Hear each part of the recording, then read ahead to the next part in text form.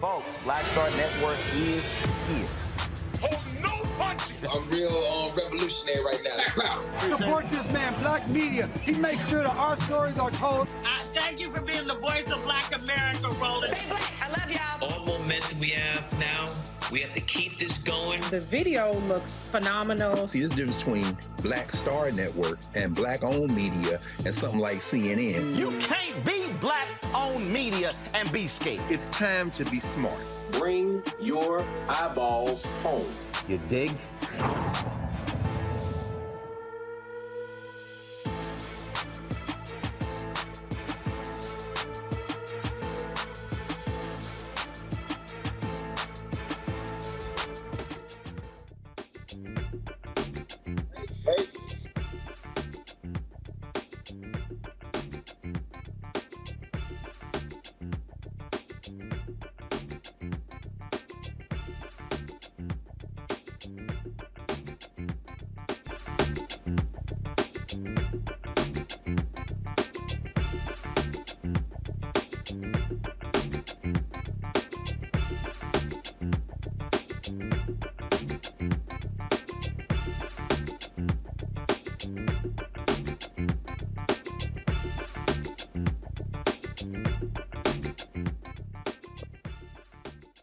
Thursday, September 8, 2022. Coming up on Roland Martin Unfiltered, live on the Black Star Network. Another black man in Columbus, Ohio is killed by police. What is going on in that particular city? We'll talk about that. Today, folks, we lost three individuals. Queen Elizabeth died. Why are people afraid to talk about colonialism, even with her passing? Longtime comedian Bernard Shaw passed away. Also, comedian David Arnold died yesterday at the age of 54. We'll discuss all three on today's show. Hundreds of law enforcement officers and military members are members of the Oath Keepers. Folks, we'll look at who some of these people are and break down what the ADL uncovered about these law enforcement folks in the Oath Keepers. Also, a Maryland woman whose child was handcuffed, a 5-year-old child was handcuffed. She's going to get $300,000. Also on today's show, a New York district attorney wants to throw out 400 cases that were handled by a corrupt cop. Also, a South Carolina state representative has some harsh words for her colleagues in that state. We'll show you what she had to say. And folks, again, we'll also, cover news of the day, give updates on what's happening in Jackson, Baltimore with their water issue. It is time to bring the funk. I'm Roland Martin Unfiltered of the Black Star Network. Let's go. He's got it. Whatever the miss, he's on it. Whatever it is, he's got the scoop, the fact, the find. And when it breaks, he's right on time and it's rolling. Best believe he's knowing. Putting it down from sports to news to politics. With entertainment just for kicks, he's rolling. It's on go, roll, roll, y'all. It's rolling Martin, yeah. Rolling with rolling now. He's funk, he's fresh, he's real, the best, you know he's rolling Martin now.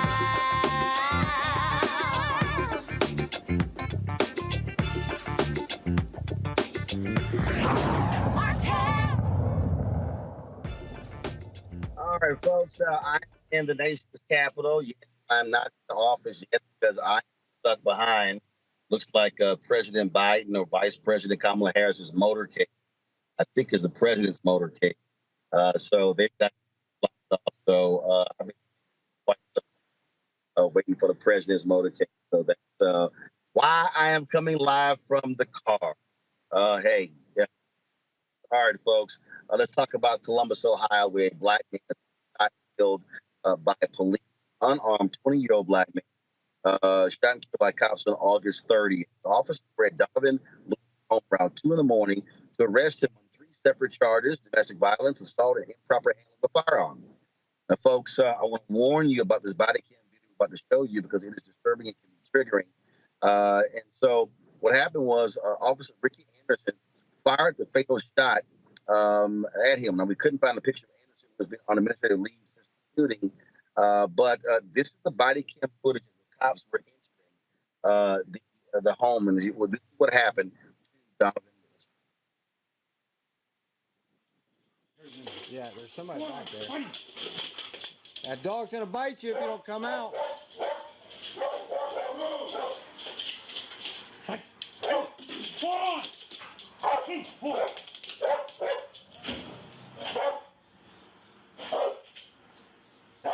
I'll move up. Okay, I'm with you. I'm with you. Somebody got taser. He's got gun. Door shut. Door shut.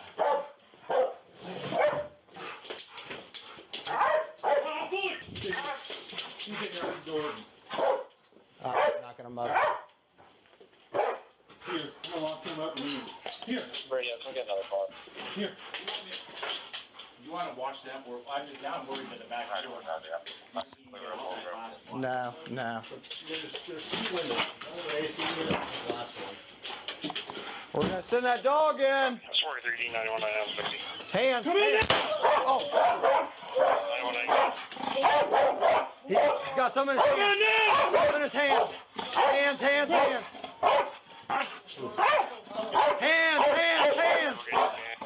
Hands. Let me see your right hand. Come like this. Crawl out here. Crawl out. I'm going. Crawl out here. Get your hands up. All right, cover me. I'm gonna go in. I got you. Hold on. I can come up like this. But I mean, I need cuffs. I'm out of cuffs. Hands behind your back. Do it now. Hands behind your back. Call for a 24. Hands. 4310 started at 24. Get your hand behind. Stop resisting. He's pulling away. 104, Yes. we're on the 3. Stomach. okay. You we gotta near that? Yep. That's 43, what do you need a medic for? That's 43, we need a medic in here. Officer involved. No, the officer involved. All right. Glove up. Start rendering aid. Hey, Captain. Don't move, bud. I had gloves. I don't know where they went. There's 2 cars that are here. We have people that need detained. Let's get him out here. We need gloves. That's like, I'll take the scene. You just worry about everybody else. Pat him down. Make sure he's good. Move up to special service over there for officer support. Copy. 9190, I'm officer support 2. I don't care. Let's get him to start rendering. Hold on, bud. Hold on, bud. All right. Let's get him out to the medic. You want to carry him out? Yep. Jack, grab his feet. You're all right, buddy. You're all right. We got that. We're coming out. Coming out. We're Watch coming out. out with them. We need those guys detained in there. Yep. Or in a car. 1-2. 1-2. I'm 2 Vic's off of that. Hold on. Video at a news. Donovan's mother and brother talked about the kind of person he was.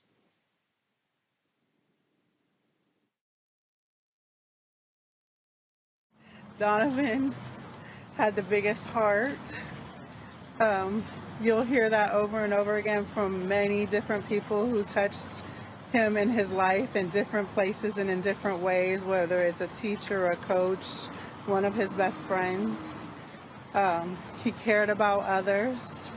He was active in the community, both volunteering alongside the rest of us, and he also he wanted other people to be well. Whether he didn't have anything himself, he would share the last of, whether it would be food, money, whatever he had, to make sure that others were safe and protected to the best of his ability. The last week has been very tough. There's a plethora of emotions, from being sad to angry to fear, the fear that it can happen to you as well. It's not okay.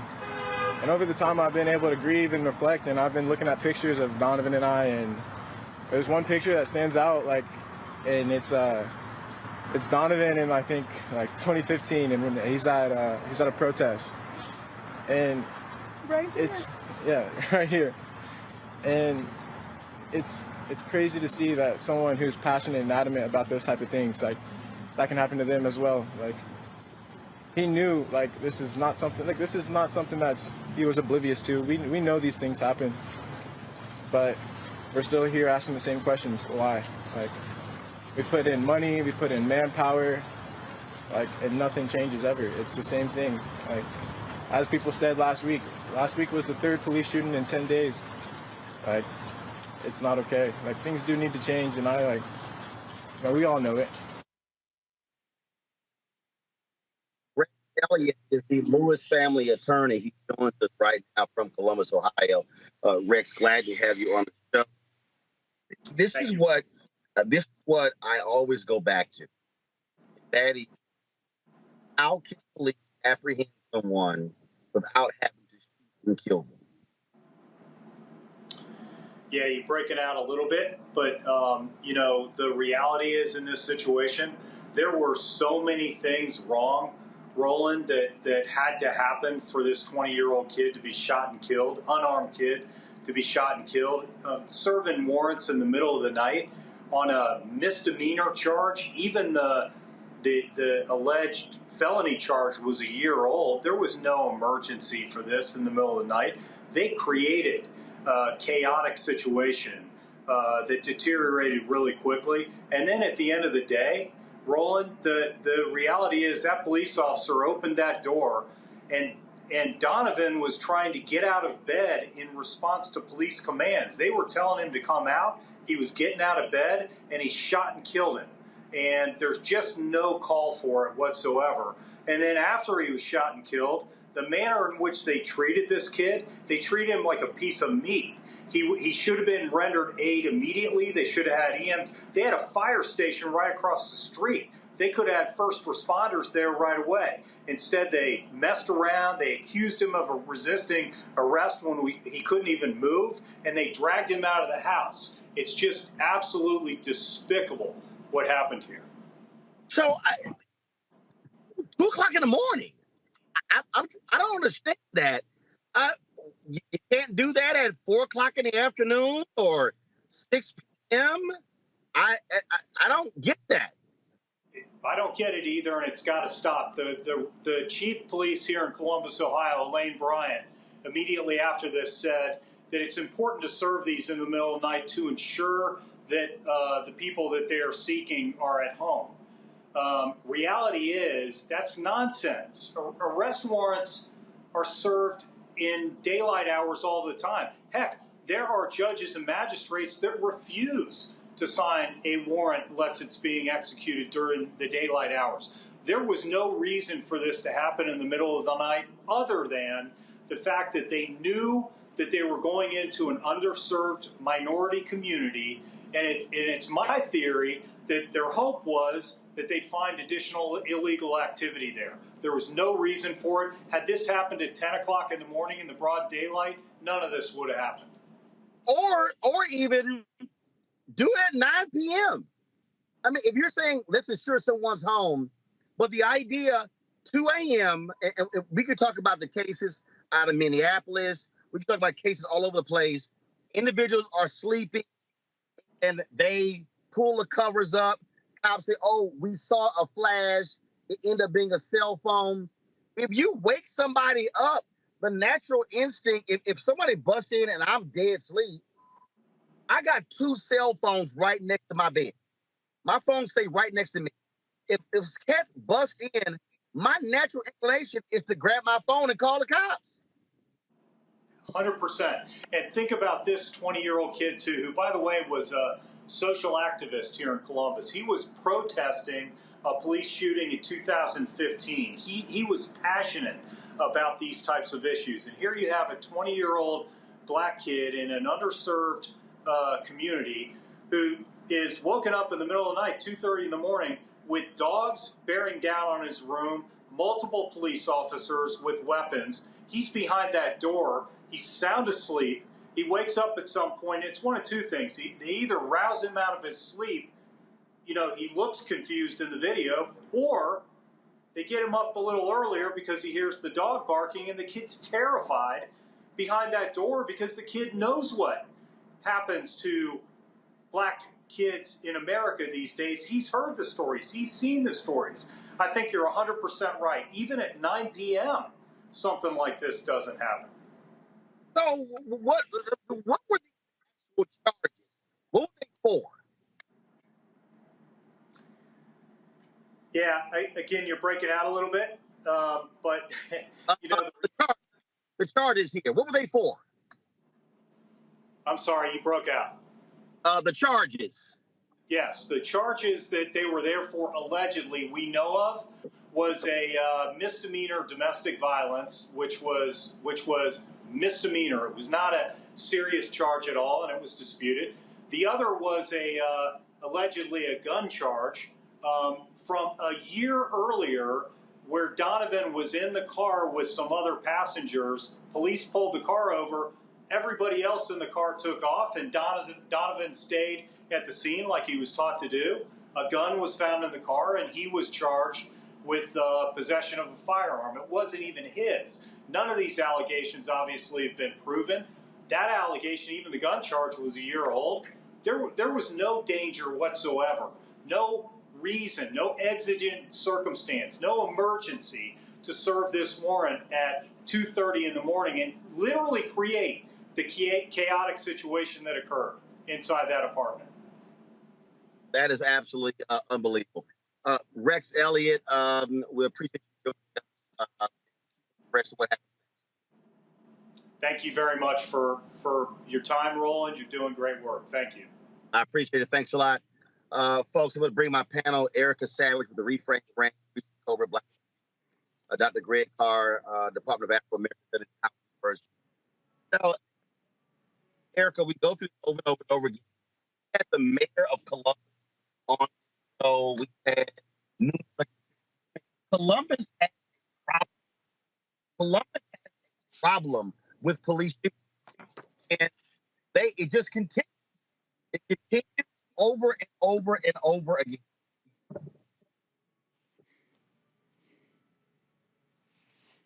Erica, you got me? It was breaking up a little bit, but I did hear where you said Columbus. Erica, what I'm saying is Columbus has a problem with these shootings. Like, repeat it. With the mayor on, it's like, how does this department black men? Yeah, Columbus does have a problem, and America really has a problem. This is something that we're seeing in communities all over these United States. And, to continually hear that person that's described is always someone who is Black, is always someone who is quote unquote in an underserved community. Those are real telltale signs of who the police believe that they can menace and get away with it from. We just saw video footage here last week where we saw the police up close and personally shoot a person who was in a wheelchair into his death. And so when we talk about underserved communities, thinking about those who are disabled, thinking about those who are struggling to pay their bills. I saw the young man is working, at fast food restaurants. So, trying to put food on the table, things of that nature. We continue to see these demographics of people that are harmed by police officers. And so the way in which we saw the officer disrespect the young man after shooting him to death is the way that we have become so accustomed to seeing Black bodies handled, those who are in underserved communities handled. The only way that we're really going to get any remedy around this, and we've talked about this largely on this show as well, Columbus, Ohio is a microcosm for what we're seeing all about the country, is that there are real consequences for these killers, because that's essentially what they are. They were fully armed. They have the element of surprise. They have a dog, and then it's two of them to go and serve a misdemeanor and a felony warrant against a 20-year-old young person. When we see all of that type of arm going into the space of someone who they already know has a decent amount of fear with regard to the police, because he's been active in protest, as we've heard his family say before, and just being a part of the American experience in general, it really leads us to say that if there is not something immediately done about these badged killers, they're not going to stop in the disabled, in the Black, in the poor community. They're really, really going to continue to wage wars against communities that they feel that they have the ability to continue to menace. So this is really another person that is in the grave way too soon because of unhinged assassinators.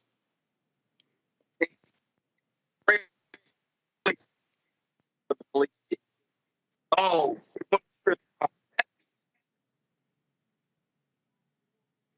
Sorry, Roland. You breaking up a little. That's a. Oh, we want. Okay. I think I got the gist of it in terms of the excuses they're giving. We certainly heard the Franklin County folks talk about, we have to wait, we have to see. And I agree with everything, of course, Eric has said. That young man, Donovan Lewis, was dead the minute those three killers got out of their cars. They went into that house to kill him. How do we know? Ricky Anderson, that piece of dog feces, who approached the bedroom door with his gun drawn, one of the three killers, the one who fired the shot and who was being rewarded now with paid administrative leave for his good service in service of the devilish project of white supremacy. That devil entered with his gun drawn and continued, if we see here in the video, to try to sick the dog on that door. Now, of course, when you enter, as you say, in the middle of the night, any human being would be startled. So when we see Ricky Anderson engaged in his devilish object, in his devilish mission of killing, if young brother Donovan had come out of the room into the dog, he would have been shot. Because even if he had come out very quietly, turning that corner, appearing would have been enough for him to be shot. Notice how the devils follow a script. So come out, the dog's gonna bite you. This is the middle of the night, man. So I'm gonna be startled like, what? The minute you come out, you're dead. Next, he shoots him and they go into the devil's script. Stop resisting. Stop resisting. Okay, that's what you're trained to say, the training. People talk about training. Okay, all the people talking about diversity, equity, inclusion, anti-racism. Okay, it's time for you to be quiet right now and pay attention to the devil script of murder that we just heard. Stop resisting. And then next, I'm looking for gloves. Why? Because they want to make sure that if he has some type of bloodborne disease or something, that they don't catch it. You see, what if we lived in a world where every time the killer pulls out their weapon to shoot, that bullet enters wherever the killer has aimed at the person they tried to kill? So when Ricky Anderson, the piece of dog feces, who killed Donovan Lewis, had shot, instead of penetrating Donovan Lewis's chest, it penetrated Ricky Anderson's chest. Of course, I'll leave that to the people writing fantasy fiction, at least in the short term. But then next in the script, we hear pat him down. This man is moaning as his life ebbs out of him, but we hear pat him down. Why? Because he still constitutes a threat. And then finally, as we heard you discuss with the attorney, and as you say, Erica, they took him out like the disposable thing that he was. They're very calm. Minister Aid. No, that's just for the script. And then they toted him out like he was garbage to the trash. This is not going to stop. No. It is not going to stop until they fear for their own worthless lives. This man's on paid administrative leave. While we're on here talking, he's somewhere sitting his ass up, high-fiving his buddies, and getting paid. This will only be stopped when he's dead for killing someone, either by the death penalty or when somebody invents a gun that when you aim it at me and try to blow my brains out, when it's headed for my head, it comes into yours and explodes it like a melon, you piece of dog shit. Reese, I say this all the time when we have these police shootings. You cannot come back from death. And if you're the police chief, you've got to say, folks, we can't have somebody die on some misdemeanor warrants. I mean, the goal is not to kill. The goal is to arrest or apprehend. And again, I go back to, it's 2 o'clock in the morning. Why? Why 2 o'clock in the morning? Naturally, any natural person is going to be dead sleep. And the reality is, and we know from all the rest of these shootings, they bust in, you can't make no move. There is no natural instinct. If I am asleep, where I don't jump up, grab something, as I said, most people, they go to sleep with their cell phones right next to them. But they're reaching for a gun. You are in absolute no man's land. You're DOA. Right. I mean, well, you said a couple of things that are key. You said we can't have people. Well, we already know that we're not humans to them. There are no humans involved, just like it's dog eats dog as far as that cop was concerned. You said you can't people kill for misdemeanors. Why not? Who gonna check them? Why not? If they want to, they absolutely can. And they do. And we see it over and over again. Every week we talk about it. Every day we talk about it. So who's gonna check them? Yeah. So they don't have to give that direction because they're doing as they're designed to do. They're in these roles, we're going to talk about it later, oath keepers, to do exactly what they're doing. Yep. So the reality is that the standard is don't be black, don't be half black, don't be next to black people if you don't want your ass to get shot. The standard is we can do whatever the hell we want to do when we want to do it, and ain't nobody going to do a damn thing about it. Because you black, or you half black, or you close to somebody black. That's just the way that the system goes, unfortunately, until something changes. And what we have right now is we have open season from these cops, and nothing is going to change that until something changes it. And I don't think it's going to be legislation. Well, and again, what you can have is leadership offering excuses for that. I want to pull this up. This is a story. There's a white soldier who was on trial. Give me a second. I'm trying to pull it up here. And named first of all, look at this damn name. His name is Killian Ryan. Was arrested on August 26th. He was arrested. He was a former paratrooper. And he said he enlisted in the military to learn how to better kill black people. I believe it. Sure. That's what he said, Erica. To learn how to better kill black people. Serve with him. I believe him. You said you served with him. Explain that for folks who don't know. With folks like that, so, you know, first and foremost, my father was in the military, so I have a background. So, you know, we base housing, moving from base to base. And my father was always, one thing that I appreciated about my father was always brutally honest. He came into the Marine Corps at a time where there were very, very few black people that were in the Marine Corps. Their basic training was substantially longer than any of the branches of the service. And they were known for being brutal killers. Like, that was what they were being trained to do. And so when he came in, there wasn't any protection. It was like, oh, if you black and you come in, if you survive, then congratulations, we might consider you a Marine. But as we, you know, move from base to base, like, my father would have these real serious conversations with us around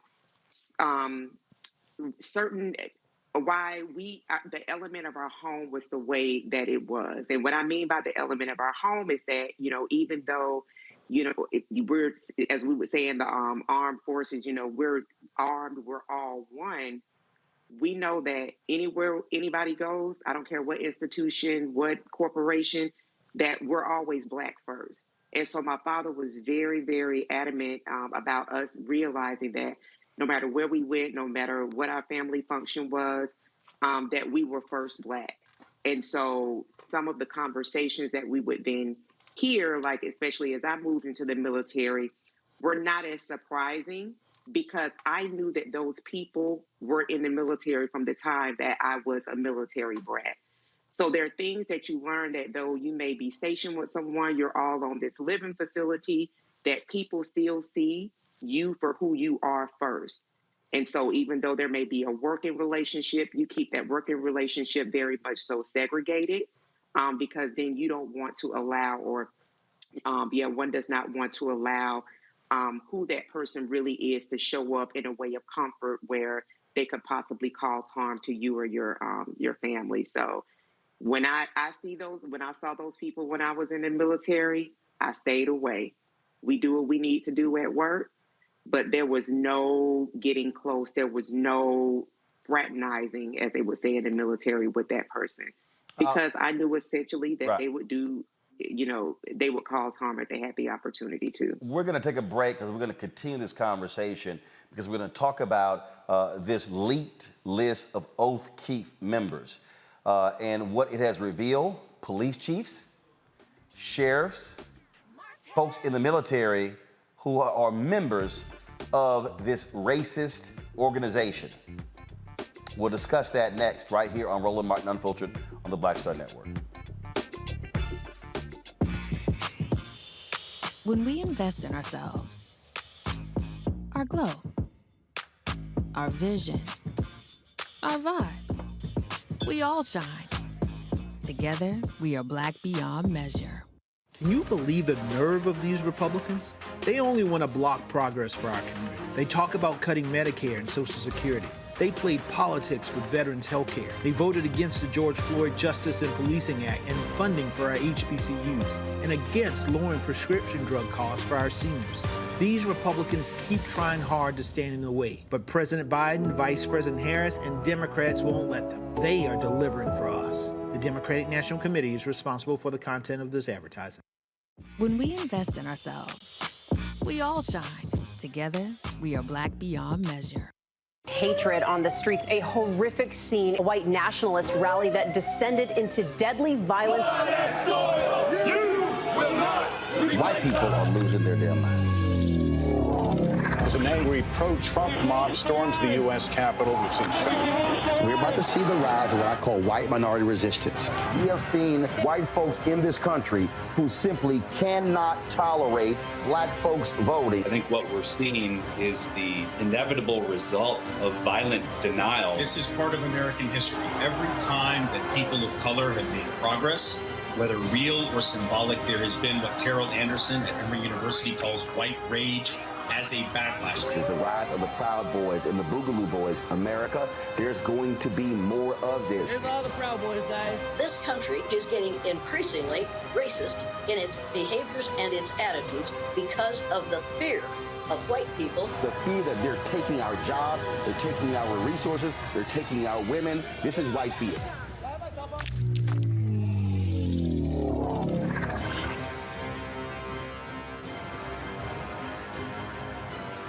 Pull up a chair, take your seat at the Black Tape with me, Dr. Greg Carr, here on the Black Star Network.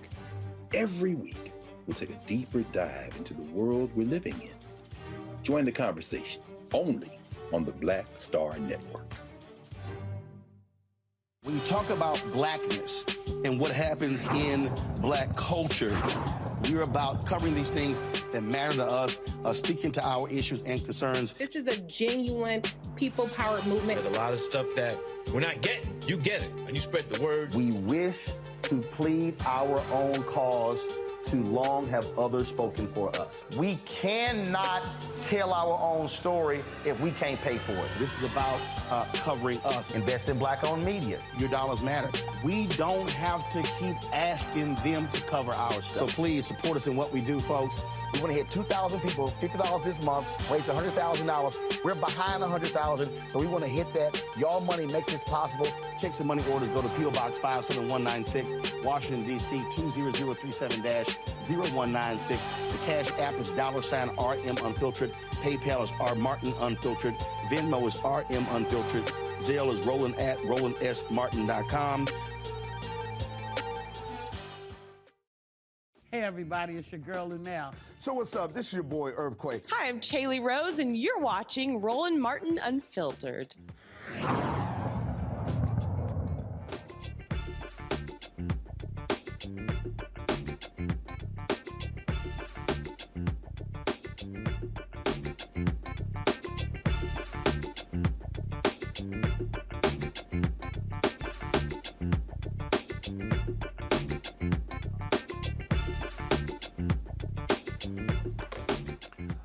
Elite member list of the far-right extremist group Oath Keepers. They are accused of playing a significant role in the January 6th domestic terror attack on the U.S. Capitol, has the names of hundreds of U.S. law enforcement officers, elected officials, members of the military. When we talk about law enforcement, folks, we're talking about sheriffs, police chiefs, and others. The Anti-Defamation League's Center on Extremism sifted through more than 38,000 names on the elite Oath Keepers membership list and identified more than 370 people it believes currently work in law enforcement agencies, more than 100 who are presently members of the U.S. military, and about 80 who are running or serve in public office. Some of the names the ADL discovered: Thomas Rummel, Sanders County, Montana Sheriff; Joe Wright, Collin County, Texas. Collin County, y'all, that's Plano, Texas. That's Dallas, okay? Constable Bradley Rogers, Elkhart County, Indiana County Commissioner. Wendy Rogers, Arizona State Senator. Phil Jensen, South Dakota State Representative. Bob Gaiuta, New Hampshire State Senator. Idaho State Representative. Chad Christensen, Alaska State Representative. David Eastman, Major Eben Bratcher, Yuma County, Arizona Sheriff's Office. Lieutenant Philip Mercurio, City of Pittsburgh, Sergeant Michael Lynch, Anaheim, California Police Department. The list goes on and on and on. This here, greatly significant, Reese. And here's the deal. We've known this for quite some time. This is not the first time we've known this. We did the story here where the group uncovered this private Facebook group of officers from all around the country, St. Louis and Philadelphia, other places, where they were making racist remarks, sexist remarks in this private Facebook chat room. We know it was in San Francisco where officers were busted for making racist remarks. The Cincinnati police officer just fired for using the N-word. Chicago cops using the N-word. There were Orlando officers that were fired for racist comments as well. The fact of the matter is, in law enforcement in this country, the military in this country, there are racists, there are individuals who are part of these far-right militia groups. And it was interesting because one of these sharers said, oh, yeah, I was a member, but but I left because I felt their language was too incendiary. Really? Really? So between the Oath Keepers and the Proud Boys and the rest of these groups, they're all the same. Absolutely. But what it really goes to is the fact that these people are not just sitting around having a beer, being buddies. These people want institutional power. And that's what we have to be concerned about, because these are people that are running for office. These are people that are police officers, people with badges that can go around killing people or harassing people, and just having their way. And so I think it just goes to show again how we need to be in these institutions as well, because I don't want a bunch of white overseers, whether it's cops, prosecutors, judges, or elected officials. And so, they're leaving no stone unturned in this battle for white supremacy, in this battle for white nationalism, in this battle for the government and power, every facet of power, military, police, elected. That's the main facets of power that you have. And they have every single part covered. We need to make sure that we are diligent about keeping them out of these spaces, and we need to make sure that we're diligent about getting into these spaces and holding our own damn power. Greg, you had members of Congress who were highly critical of Secretary of Defense Lloyd Austin because he was trying to rid the military of these racists. And these fools objected. They wouldn't even vote for it. He was trying to rid them of these white supremacists, these anti-Semitic folk, and Republicans were like, we're too woke. Why are you focusing on this?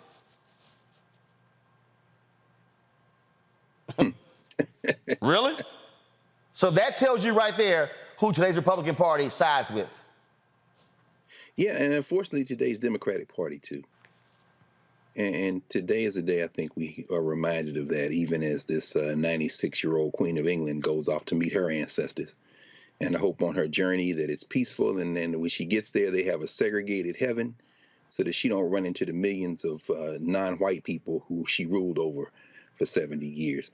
But there will be people who stop and say, well, we should, she was the queen. We'll just pay our respects. Okay, it's the same thing. Let me make the connection. And what Reese said is very important for us to understand. Institutions that do not protect you are not institutions that serve you. When I say the Democratic Party, too, I don't mean the Democratic Party is like the white nationalist party. What I mean is, unless you're going to take action against white nationalism, you are supporting soft white nationalism. There is no protocol and there is no decorum when someone has their foot on your neck. These white nationalists are determined, as Reese said, to rule or ruin. They have weaponized beyond the paddle rollers who are in uniform. And again, we're obsessed with uniforms because of the slave mentality we've been given. That's why some people gonna cry crocodile tears when they see Charles III, the new king, in a uniform, and everybody in uniforms. They just love watching uniform. We have been trained to respect the uniform. Well, we should have no respect for the uniform. And that includes people who ostensibly say they are on our side, who do not take action and break the back of white nationalism. Now, these Oath Keepers, we heard the sheriff there in Chesterfield County, Virginia, Sheriff Stewart, evoke First Amendment rights. They have First Amendment rights. Understand the strategy now is to use the First Amendment to weaponize every white nationalist in the country. This is why they say, I'm not giving you a cake if you gay. This is why they say, I get to come out and scream in your face and spit in your face, and you can't do anything about it. Take it back to Reconstruction and the Cruikshank case, when they murdered black people in Louisiana and then said, well, it wasn't really race. It was them in a political assembly. The point I'm trying to make is this. The Oath Keepers are not criminals. They are supported and abetted by the structure of this government at every level. Black people are not safe in the United States of America. We're not only hunted, as Reese said, by those in uniform. We are not protected by those who ostensibly claim to be against them, because when these white nationalists and their full-throated white nationalism stand up in legislatures and refuse to do anything about it, well, then everybody else says, well, we'll just have to keep fighting. We'll just keep trying to persuade them. We're fighting for the soul of America. It has no soul. Either you break the back of white nationalism or this country is going to explode, because people will finally get the message that the only thing we can count on to protect ourselves is us. And at that point, you don't have a country. And perhaps you shouldn't have a country. Erica, the reason, and I'll explain this here, the reason I chose this particular photo, and I picked the photo, because what this image shows is, give me I want to see the image. This is what I want to see. Look at this here. This is a white man in front of the Capitol, and his arms are outstretched. And what he is actually saying is, this is ours. That image right there of his head tossed back and this is ours. And that's what January 6th was all about. That's what this book is about. That's what these Oath Keepers is about. That's what the Proud Boys are about. And that's why the Republican Party is aligned with these people, because they are their voters. That's what Charlottesville was about. And we can go on and on and on. Their entire being, this is ours. And I play that clip all the time from The Good Shepherd. And I play it for a reason, because just that scene tells us exactly who these people are. When Joe Pesci says, we the Italians got this, the Jews got this, he uses the N-word to describe black people. We couldn't even be called, we would call the N-word. He said, they got their music. He said, what do y'all people have? And Matt Damon's Wasp character says, we've got the United States of America. The rest of you are just visiting. That right there, that's where we're at right now. Yeah, I can remember the Wall Street Journal. I believe it was back in 2013, and on the cover, it was a profile of the first Daddy Bush, the last of the Wasps. And so it was, another kind of telltale sign of what has always been, which is this really need for raw, naked, as we've said on this show so many times before, power. And that's what I think the power behind your book, Roland. I'm so excited about the hardcover. We're getting that next week. And then Reese's second book, The Must Race Watches. All of this is coming at a time where people really do need to sit themselves in the reality of what's happening. The reality of what's happening is, we look at Donovan Lewis, and we saw his mother speaking before that crowd. Usually when there's a Black body that has been assassinated by the police, we're normally looking at Black mothers and Black fathers. We were looking at a mother that was not Black. All of to let you know that white supremacy or white nationalism, because it's not supreme, but white nationalism is really only interested in power and those that will bend to it. And so you have those components that are willing to bend to it to make sure it stays intact, one of which is law enforcement. Lest we forget that in 2006, the FBI had a report that talked about the insurgence of white nationalism, folks who were in local police departments, in the military. And then we had in 2020, around this same month, there were a series, I think it was a 4-part congressional hearing that happened around local police units. And what was the big topic? It was talking about confronting white supremacy in local police departments. And so that whole Reese asked who gonna check me, boo, that is their stock and trade. They've not been checked. Administrative leave is not checked. That's our money, making sure that they still continue to get a check. And so until there's something done to ensure that these fools know that if you even think about it, if you get out of line, there is a price to be paid. This is what we're going to continue to see. We know that they make sure that they stay involved in politics on the local, the state, the congressional level. Their master, the son of a Klansman, has really invigorated them in a way where they really have become one with the fact that if you're really going to take power from us, you're going to have to try to grasp it. And so another system erects. And so as we continue to look at all of these different acts of violence, as we continue to see people become more unhinged to really let you know who they are, just believe them and act accordingly. And for me, that would also ensure that people who are actually talking about not participating in the midterms or the upcoming elections that we have, If you don't think it's going to get worse, give me your cell phone, give me all sense of security, and give me your house keys. And we'll talk about it in another 60 days or a couple of years. Teach. The thing that for me that jumps out here, Reese, that I really need people to understand, and the reason I wrote the book because I wanted to connect the dots.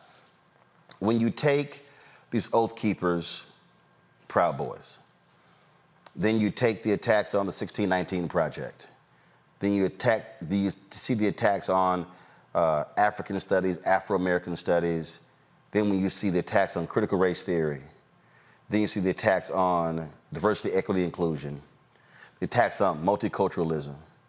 Now how the right attaches woke or wokeism to everything. They can't even define what the hell woke is.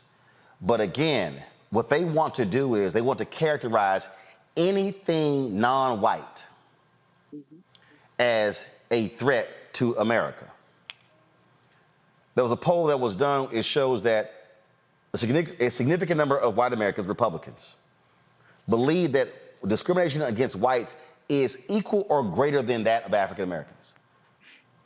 And that literally, and I saw this.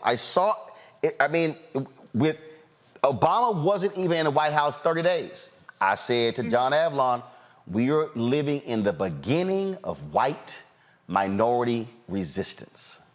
Mm-hmm. And I'm saying that because I don't think, Reese, our politicians, I don't think a lot of African Americans are fully understanding what the hell I'm talking about. Mm-hmm. I don't think people really are comprehending how dangerous this is. Right now, you have the Supreme Court that has decided to take a case out of North Carolina, where Republicans are asserting that the state legislatures can overrule the will of the people and they don't have to follow any voting laws whatsoever. Mm-hmm. And you got this guy, Leo Terry, who led the Federalist Society, and this billionaire has given him $1.6 billion to spend any way he wants to. Yep. And they have filed an amicus brief with the Supreme Court endorsing these ideas. This thing is so dangerous that a group representing 50 of the nation's state Supreme Court chief justices issued their own warning to the Supreme Court not to rule in its favor. So what these white nationalists are trying to do, and I need everybody who's watching, who's listening, to understand the depths of this.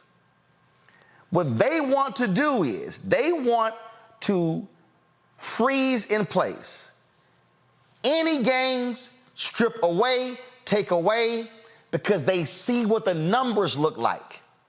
And let me say this to my white Latino friends. You're not white.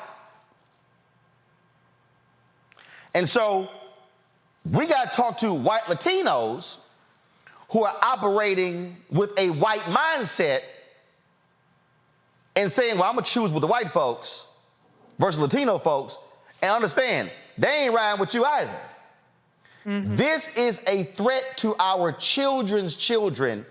And so when I listen to all these yahoos, these black folks who are following some of these old ignorant people out here, I ain't voting for this, I ain't voting for that.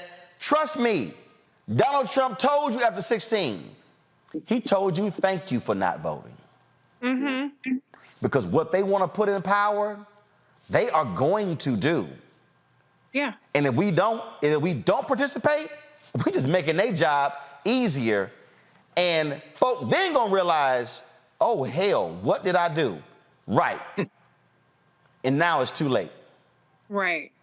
I mean, this might be the last election where across the country, we have national citizenship, where we have state citizenship even. I mean, if you look at the state of women now, there's no national citizenship for women in this country because depending on where you live, you have a different set of rights. So that's the end of American citizenship for women. In Texas, you cannot get an abortion for any reason except for saving the life of a mother. But you have people like Doug Mastriano in Pennsylvania who want to eliminate even an exception for the life of a mother. Same with Herschel Walker in Georgia. Same with Marco Rubio in Florida. So they're not done yet. They're playing for keeps, and they are tackling every single issue. They're tackling defunding public education. They're tackling stripping you of your health care. They're tackling women's reproductive rights, which is birth control is next. They're tackling the citizenship of the LGBTQ community. But a part of that is also tackling consensual sex between adults who are not trying, who are having sex without the purpose of reproduction. Like, I don't think that people really understand how insidious what they're trying to do is, but it starts with our own citizenship. It starts with gerrymandering us out of being able to influence our elections, which they've done in Texas, which they've done in Florida and other places. That's what the North Carolina, and then the next part is getting these election deniers who will set aside the results of the elections. That's what they're trying to do in Pennsylvania. That's what they're doing with these Secretary of State races. There is every part that they're trying to do, but what Republicans are smart at is they throw out this really incendiary, really inflammatory stuff. So we're talking about woke, and they're talking about banning trans athletes like anybody gives a damn about a 15-year-old trans kid playing volleyball or swimming. And they throw out all of these things when, if you look at the record, that's where the real danger is. I mean, obviously their rhetoric is dangerous, but when they want to deny your existence and your humanity in this country and they want to overrule that, that is a big fucking deal. And I want people to quit sleeping on what's happening. Because this is it. This is really it. And the polls might be looking a little better for Democrats, but this ain't over until people vote. And then if you don't vote now, then if you have a Republican governor in Pennsylvania, if you have a Republican governor that wins in Michigan, if you have a Republican governor that wins in Wisconsin, it don't goddamn matter what we vote for in 2024, because they can overturn the Electoral College votes, even if Biden, Harris, or whoever runs for the Democrats wins by millions more votes like Hillary Clinton did in 2016. So this is it, people, and I know y'all tired of hearing that, but that's the reality of it. And if you don't believe me, you can pick up my book, okay? Because I'm talking about it in both of my books, about what these people are planning to do with their power should they get it. And I'm telling you, Greg, that there are people, I deal with these people every single day, and they come with the usual BS. Oh, man, you sell out for the Democrats, you a Democratic shield, you own the plantation. Folk, I'm trying to tell you, Mitch McConnell knows very well who the Oath Keepers vote for. Absolutely. Marco Rubio, he knows who the Proud Boys vote for. Absolutely. I'm telling you right now, Ron Johnson, he knows who the white nationalists vote for. Absolutely. They know that is their base. The Confederate flag waving folk. It's only one party today that defends Confederate monuments. It's the Republican Party. It's only one party that has actually made voter suppression a part of its plank. Let's just be straight up honest. And their whole deal, look, and I warn these folks this. Now, I remember when I did a panel at the CBC, and hell, that may have been 8 years ago. Hell, it could have been 10 years ago. And they were talking about, and Cheryl Eiffel was on it, Kristen Clark was on it. Actually, I think he's now in the cabinet, the Biden cabinet. He was Secretary of State of California, and they kept talking about black and brown. I said about voter suppression. I said, y'all. I said, y'all better stop overlooking white folks. They have moved a voting location off the campus of Texas A&M. Y'all, Texas A&M, my alma mater, is conservative as hell. But why are they moving it? Because they don't want them white kids voting. They see what's happening.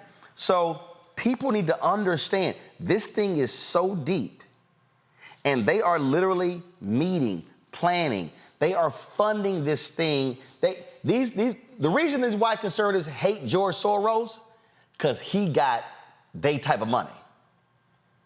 That's why they brand any progressive DA a George Soros DA.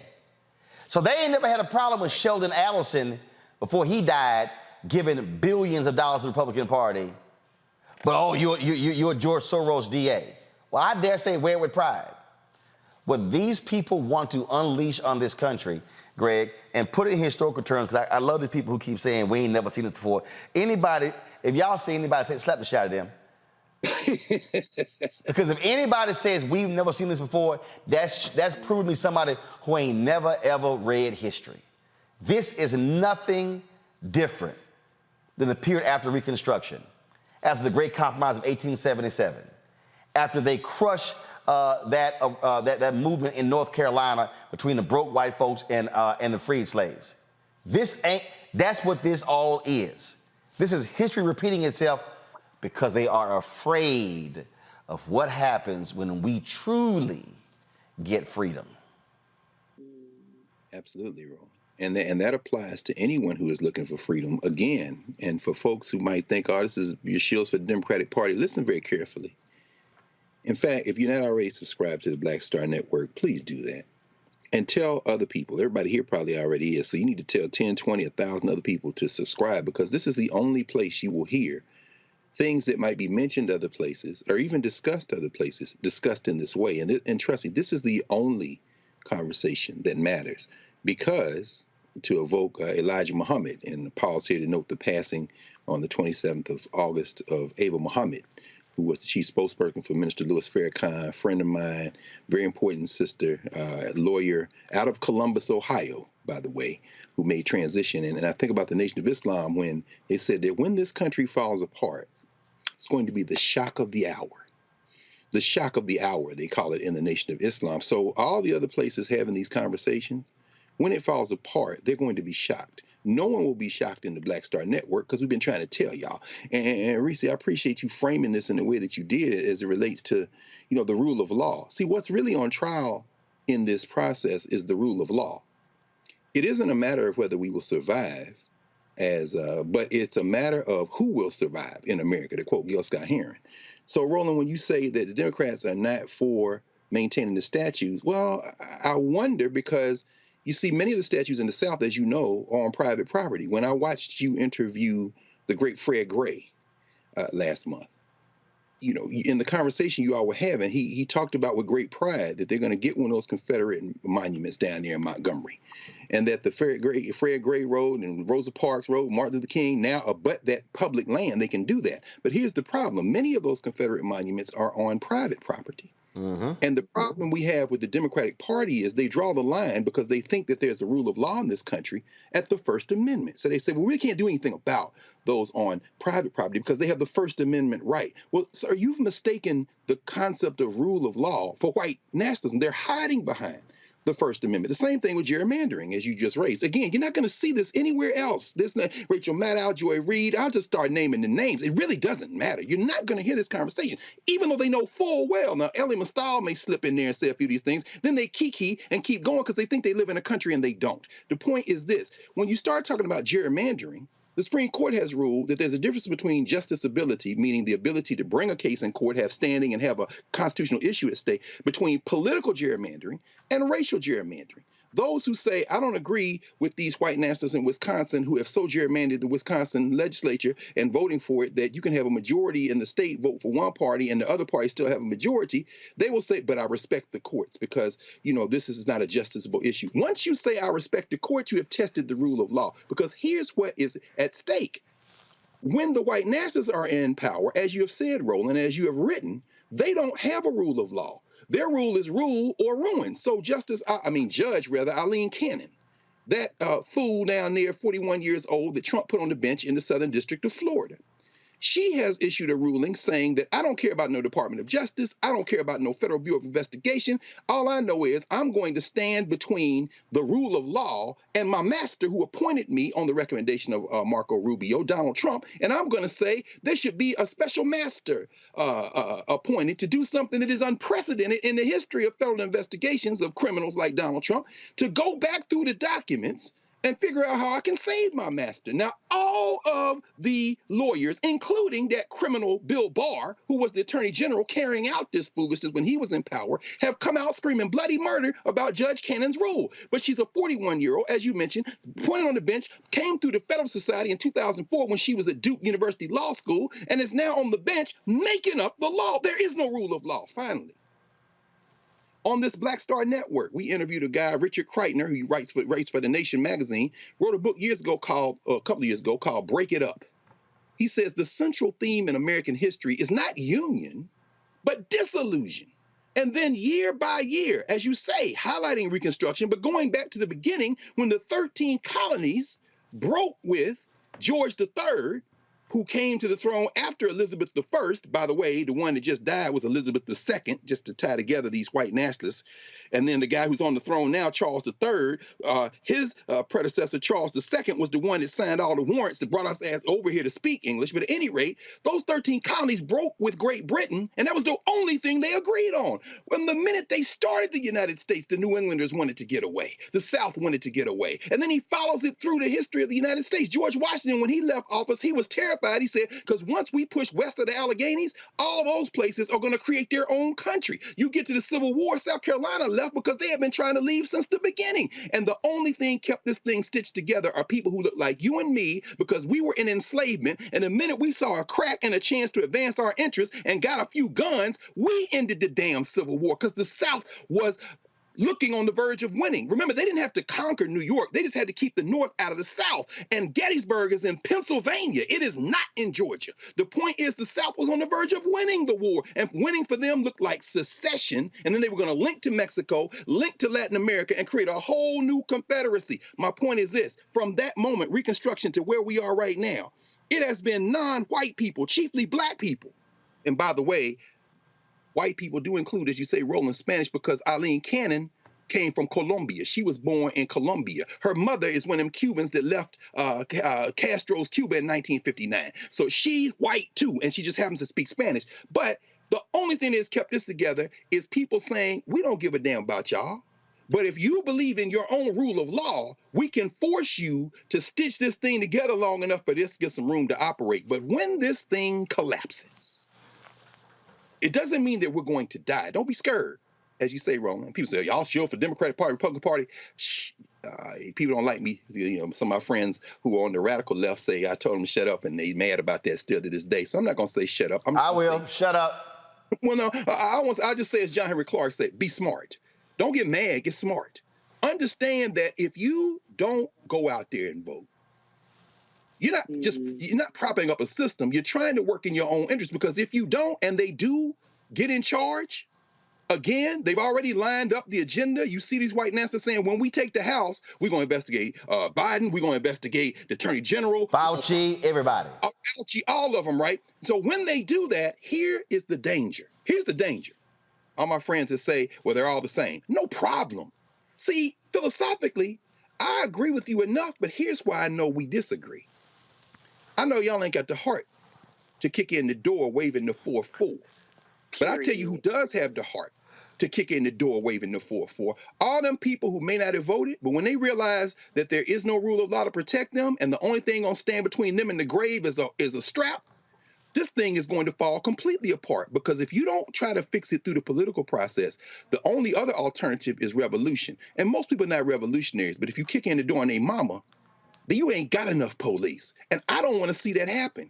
I'm not cheering for that. I'm not expecting that. I'm saying voting is one way to perhaps forestall that moment. But what is inevitable is there's going to be, in the words of Lerone Bennett Jr., confrontation in black and white. The only question is, do we want to shape the terms now, or do we want to shape the terms later? Folks, going to a break. When we come back, we will do our Black and Missing. Also, Queen Elizabeth died today, 96 years old. It has stirred a lot of emotions. The British are mourning her death. The Irish are cheering her death. There are people who are angry with black subjects, saying, how dare you be upset? But did they tell the Cubans that when Castro died? We're going to unpack this, folks, and walk you through this, because we need to help folk understand colonialism and its impact on the legacy of Queen Elizabeth. You're watching Roland Martin Unfiltered on the Black Star Network. Folks, if you're on YouTube and Facebook and Instagram and Twitch, y'all, hit the like button. Stop riding for free.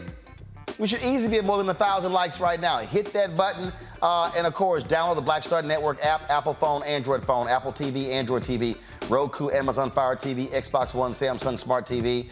And of course, if you want to support us, join our Bring the Funk fan club. Our goal is to get 20,000 of our fans contributing on average $50 each for the year. Y'all get this show, all this. Y'all ain't getting this on no other platform. Let me go ahead and really break this thing down. Check your cable bill. You literally, what did I just tell y'all? $50 a month, $50 a year, $4.19 a month, 13 cents a day. You literally right now are paying more for Fox News, CNN, Fox Business, every month on your cable bill. Oh yeah, that money's going to them. We are providing this show, Farage's Daily Show, weekly shows from Greg, Jackie Hood Martin, Stephanie Humphrey, weekly shows from Deborah Owens. We literally are working on 3 or 4 other weekly shows right now. Y'all, by mid-October, we plan on launching our 24-hour fast channel. There's no other black-owned media company in America as providing this level of news and analysis.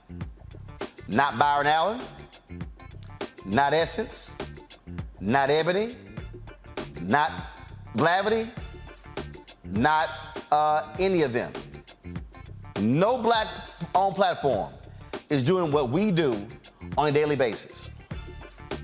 Period. So your support matters. This is no different than taking a subscription out to a newspaper. It's the same thing, and it's a hell of a lot cheaper, and you're getting a hell of a lot more. Send your check and money orders to P.O. Box 57196, Washington, D.C., 20037-0196. Cash App, $RM Unfiltered. PayPal is R Martin Unfiltered. Venmo is RM Unfiltered. Zelle is Roland at RolandSMartin.com. Roland at RolandMartinUnfiltered.com. We'll be right back.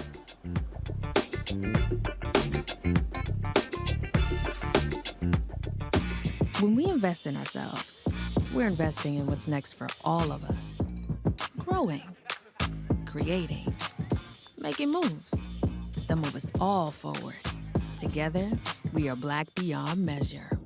Can you believe the nerve of these Republicans? They only want to block progress for our community. They talk about cutting Medicare and Social Security. They played politics with veterans' health care. They voted against the George Floyd Justice and Policing Act and funding for our HBCUs, and against lowering prescription drug costs for our seniors.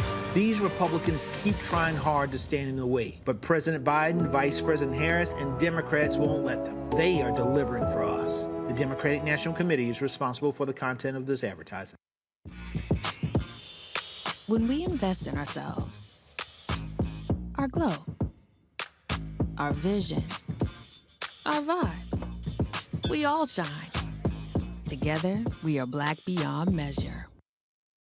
Hi, I'm Vivian Green. Hi, I'm Wendell Pierce, actor and author of The Wind in the Reeds. Hey, yo, Peace World, what's going on? It's the Love King of R&B, Raheem Devon, and you're watching Roland Martin Unfiltered.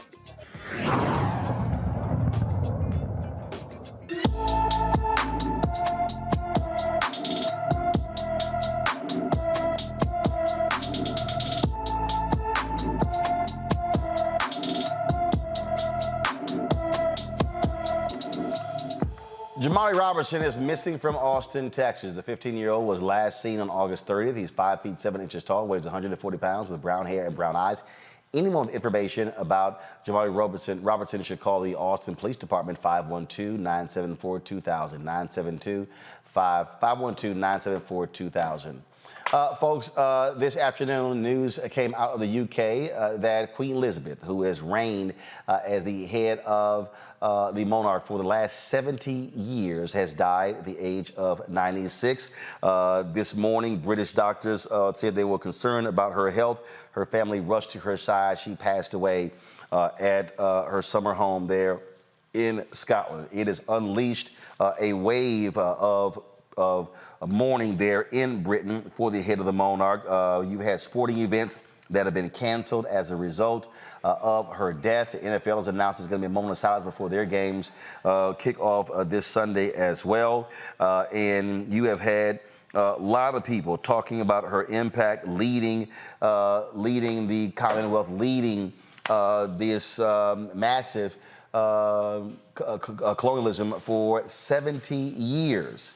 But there's been another conversation going on that's been taking place around the world, and that is, how do you then assess her legacy? Do we only focus on what some consider to be the good, as opposed to looking at it in its totality?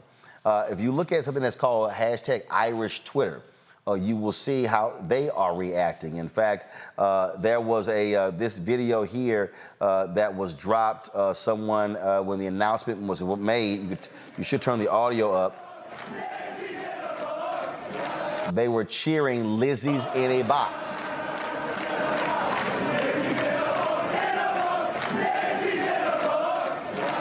In fact, other parts of the country, I was there was some video that I pulled up.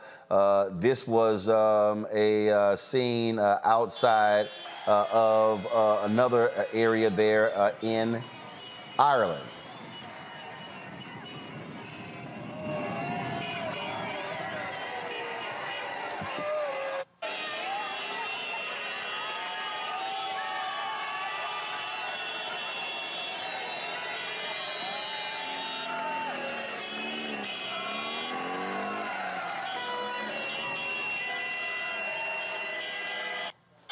Now, it's interesting when you begin to assess this. I saw this tweet just moments ago from Karen Hunter, Sirius XM radio show host.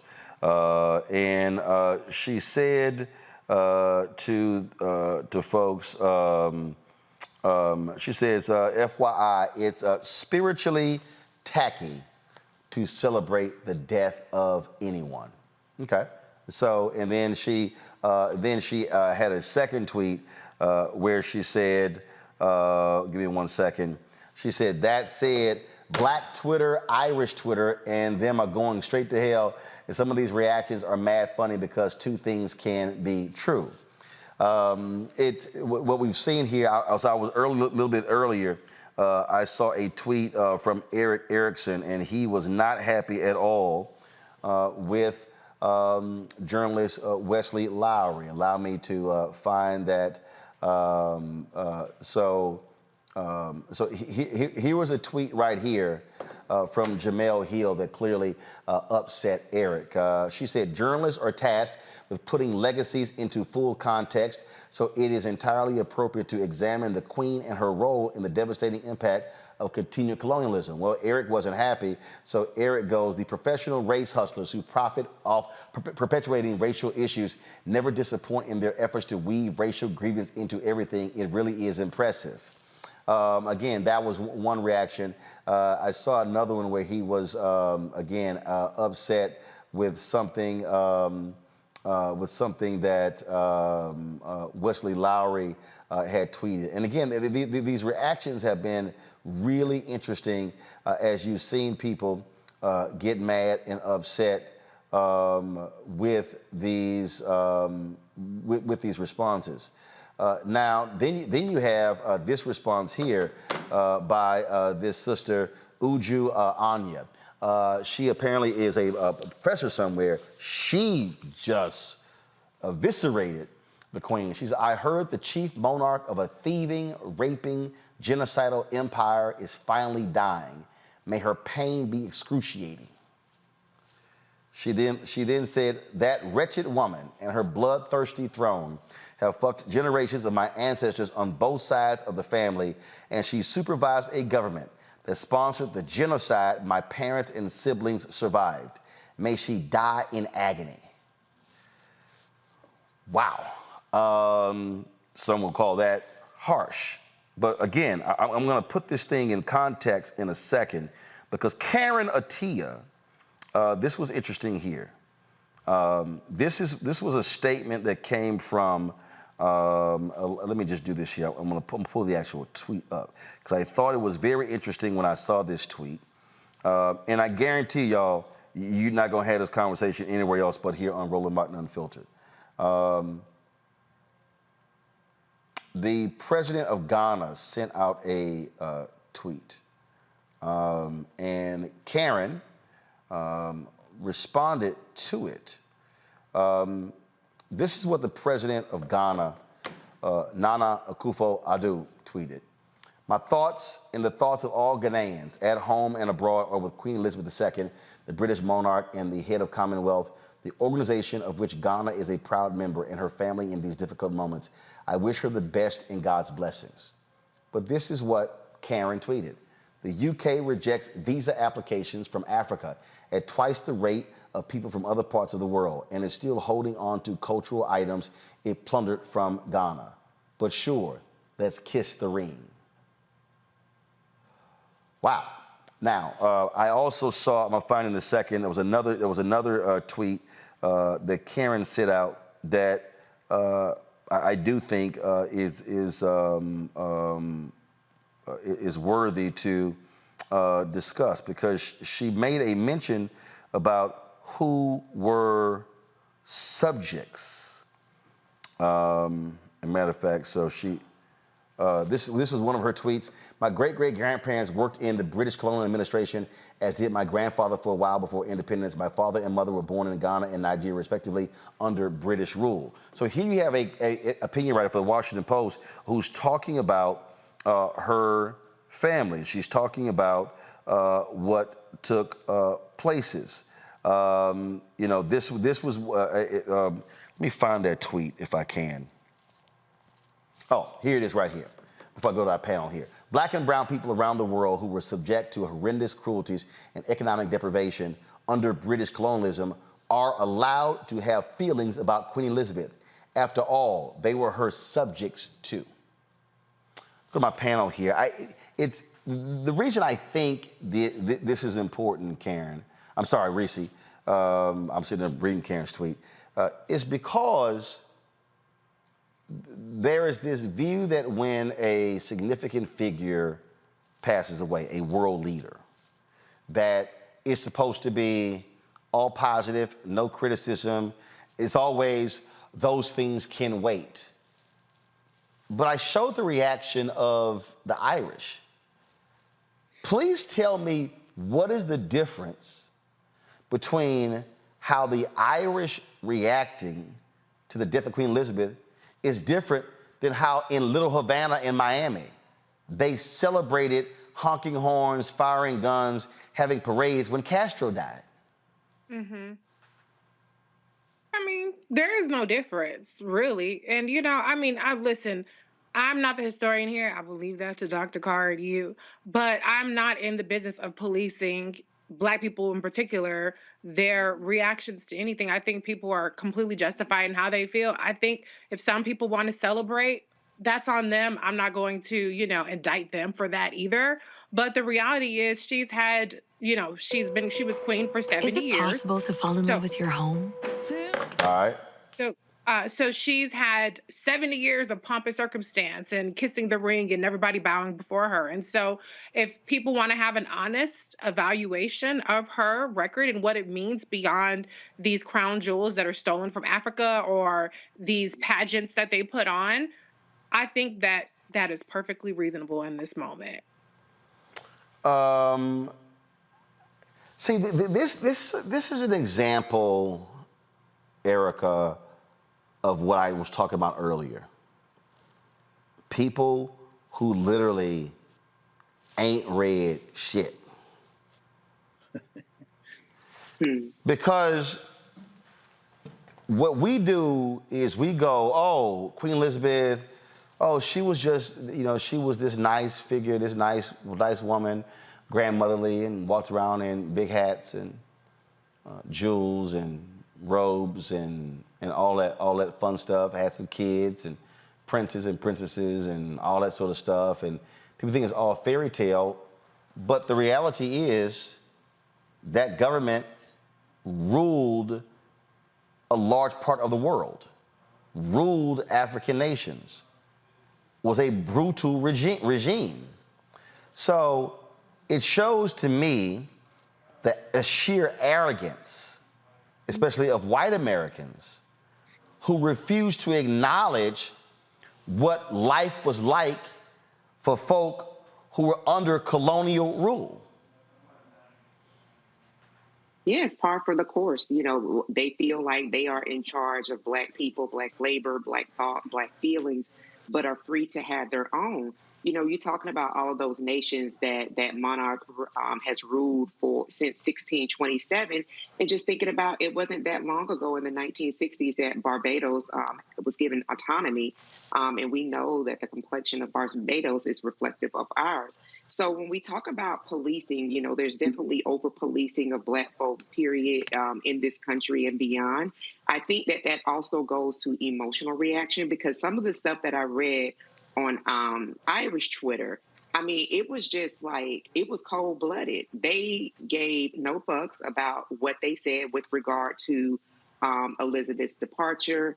They didn't care what people felt about it. They were speaking from people who were subject to her rule, and they were very frank and honest about it. So, you know, when we start talking about Black people, the last tweet that you read from Karen, I read that earlier myself, and I said, absolutely damn right. I don't know what that experience is. I know what my experience is in this country, but to police and tell Black people how to behave, how to comport oneself, no, not when, you know, this woman has had 70 years of reign. That didn't happen because of what you described in that descriptor when I think about all the childcraft books I had growing up. Honey, that was blood, okay? You don't sit somewhere for 70 years eating bonbons and having fresh truffles delivered because you're sweet. That was blood. Greg, it is hard for people to do two things at one time. The reality is there are positives and there are negatives. But this notion that somehow we can't even discuss what some consider to be negative.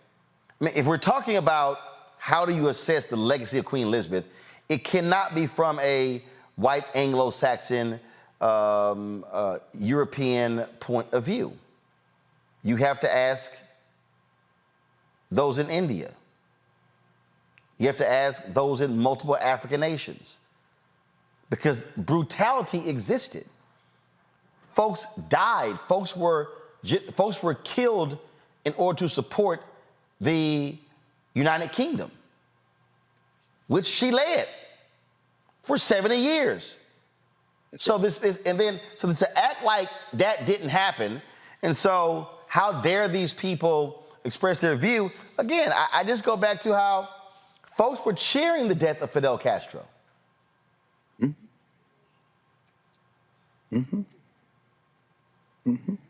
The death of Hugo Chavez, the death of Muammar Gaddafi, the death of, and I'm sure there are people bristling now like, wait, are you naming dictators? Well, yeah, I need to turn off Bridgerton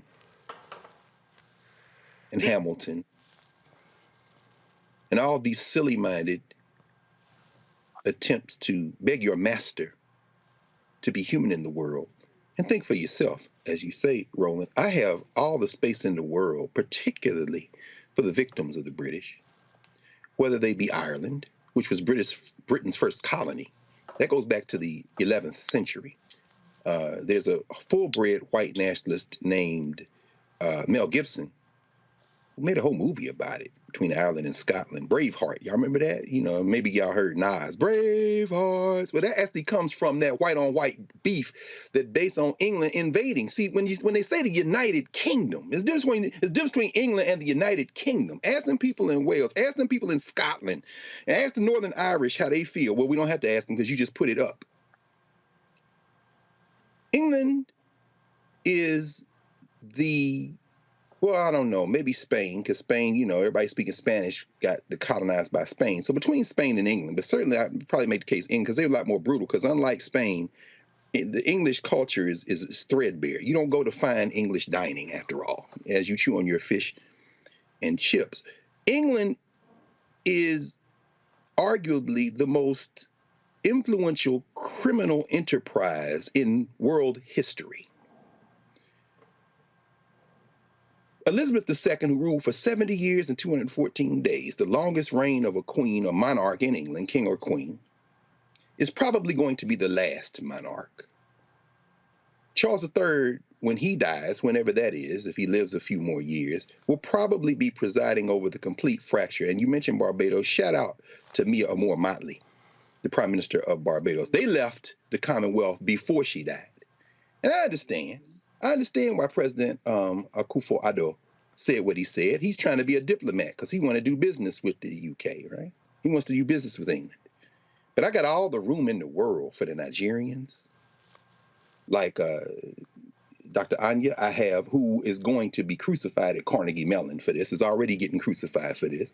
I have all the room in the world for Sister Atia, whose parents are Ghanaian and Nigerian, because they understand. You understand that Ghana took her independence in 1957. In 1961 is a famous moment when Elizabeth II, at 35 years old, goes in to dance with Kwame Nkrumah in Ghana. Up until 1960, when Ghana declared itself constitutional republic, she was still, from 57 to 60, you know her official title in Ghana?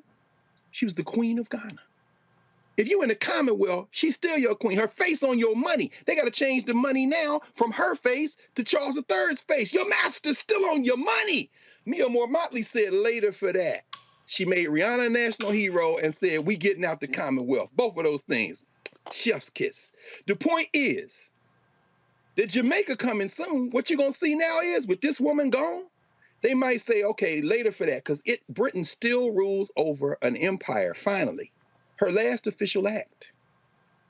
Her last official act on Tuesday was to swear in this new prime minister, Liz Truss. Why the prime minister of England, who's about to wreak havoc up there, by the way, why is she going out there to this woman's vacation castle, one of many, by the way, the biggest recipient of welfare in the history of humanity, organized humanity is the British royal family. Why is she going out there to get the queen? Because even though it might just look ceremonial, you have to understand the power of culture. When you worship things like this, you are buying into a system that has had its foot on your neck for 500 years. And if you think that the reaction is a little out of hand, as Karen Hunter say, you know, you shouldn't celebrate death.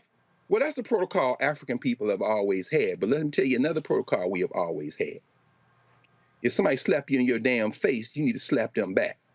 And Elizabeth II, following in the long line of British murderers, been slapping the world in the face for centuries. So go on into the next phase and pray to God that you don't see Gandhi, and Nehru, and Nasser, and pray you don't see Kwame Nkrumah walking around wherever you going, and you better not see nobody from the Caribbean, the Jamaican Blue Mountain Maroons, and oh my God, if you running them niggeros from Barbados, you in real trouble, Elizabeth II. So all we can say is, when we get over there, and I'm going to tell you what's going to happen in 80 or 90 years when baby Archie make it over there, you and him and your husband, who call him a monkey, they're going to have another kind of conversation. But I'm going to stop right there.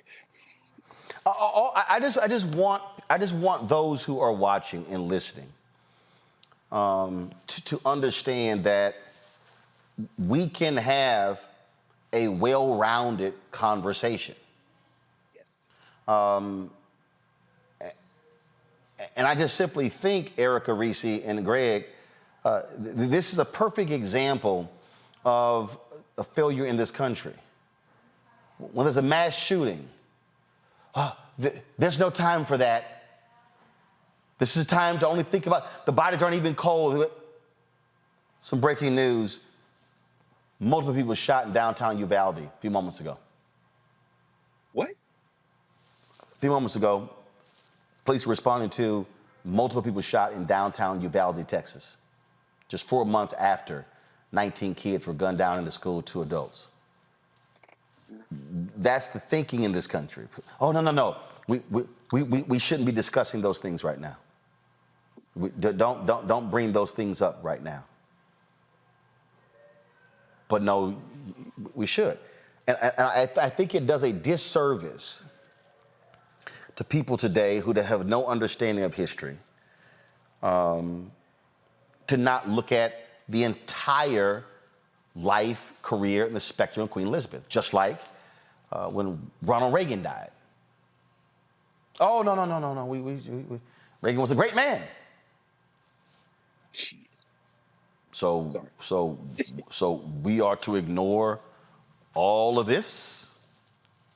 No. I don't celebrate someone dying. We got the news today. Longtime CNN anchor Bernard Shaw died at the age of 82. Many of us remember him from covering the Iraq War. He passed away. Last night, I got the terrible news that comedian David Arnold, 54 years old, died as well. No one celebrates death. We mourn those who died. People are mourning Bernard Shaw, but guess what? Bernard Shaw gave an interview with NPR where he said he missed a lot of things in his family because of things that he was covering, and he said it wasn't worth it. So think about it. People are honoring the journalism of Bernard Shaw, but Bernard Shaw said himself, of all things that he missed, it wasn't worth it. So I just want people to have... You knew him. Why did he say that? Why do you think he said that? Ron? Easy. I think because when you are, look, as you get older, you reflect on what you missed. Birthdays. Your memories. Mike Wallace was fired from CBS. He was fired. He made a comment. He said F you to the new executive producer. He could do that with the previous EP, his old friend Don. Not the new one. Mike Wallace was fired. All the awards, all the accolades, he was fired. Stuck him in a downstairs office, play out his contract. Mike Wallace died in a nursing home of dementia. They put his awards on the walls, hoping he would remember. None of that. I think Bernard Shaw made that comment because he gave up a lot to go cover these things worldwide. And when you get to the end of your life, you actually wish you had more time with your family. Ed Gordon posted this about, and it's very interesting because David Arnold really was like bothered that he did not blow up. He did not experience the highs of the business until literally the last year. And he had been wanting it for a very long time. Here was a conversation that he had on the podcast with Ed Gordon that I think is important, which I think also speaks to what Bernard Shaw had to say. So listen to this.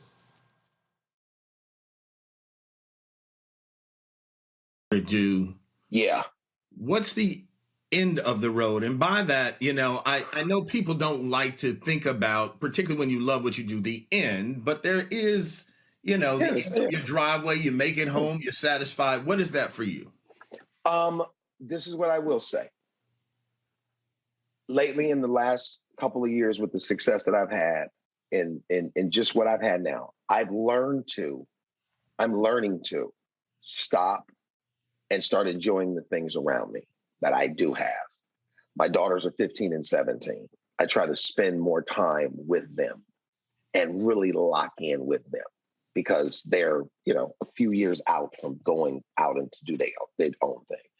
Spend more time in locking in with my wife, trying to do things that I enjoy, right? Because I'm still going to do a sitcom. I'm going to do that. I know that's going to come my way. I don't know how long I'm going to do it, but I know I'm going to do it. And then I will get a chance to tour. If I can just tour and people come to see me every time my name goes up on a marquee, that would be cool. But the end for me is being in a place where I'm okay. I've made an incredible living doing what I love to do, which is a blessing because most people do not get a chance to do that. And I think the end for me is just being comfortable with the things that I have done and being happy with the fact that I've made a great living and taking care of the people around me. You know what I mean? Doing what I love to do in a way that was even better than I was, raised in some areas. Well, look, man, I told you when we first talked, I'm a big fan. I appreciate all I that was you're so doing. shocked. I was so shocked. I was like, this ain't. You can see more of that on Ed Gordon's page. David Arnold, folks, comedian, dead at the age of 54 years old. I mentioned Bernard Shaw, longtime anchor of CNN. Our paths did not cross. We were there at CNN together. I got there in 2007, left in 2013. But I did have an opportunity to meet Bernard Shaw on many occasions. The last 3 years, he and I talked several times. We tried to connect to play golf. Bernie had knee surgery, then he had a serious back issue. We would talk occasionally. He actually crossed my mind 3 weeks ago, and I should have called. Literally just popped into my spirit, and I didn't do so. And like I said, we would talk, and he would man want to play golf, but he kept having these injuries. He died at the age of 82 of pneumonia, non-COVID. A few years ago, at the National Association of Black Journalists Convention, he spoke. And I was sitting in the room when he made this speech. Let me know if y'all have the video. And some may ask, Roland, people may ask, why did I rip CNN when I did? Because part of my deal is, I said, I don't want to wait until I'm 70 years old to speak truth about what happened. When Carol Simpson wrote her book and talked about the racism and the sexism she had to go through, when Bernard Shaw talked about the things that he went through, they were not in real time. So for me, when you talk about those things when you're 70 or 75 years old, they can't be fixed. They can't be fixed. And so I sat in that room and I listened to Bernard Shaw give these words, and I said, you know what? Leave it right there. We're going to pick it up right there. Part of my whole deal is, no. Somebody has to speak truth while it's actually happening. And he said something to white men in that room in 2007 that actually applies today. He was presented his Lifetime Achievement Award by Gwen Ifill. She's no longer with us either. Here's Bernard Shaw speaking to NABJ 15 years ago when he got the Lifetime Achievement Award at our national convention in Las Vegas.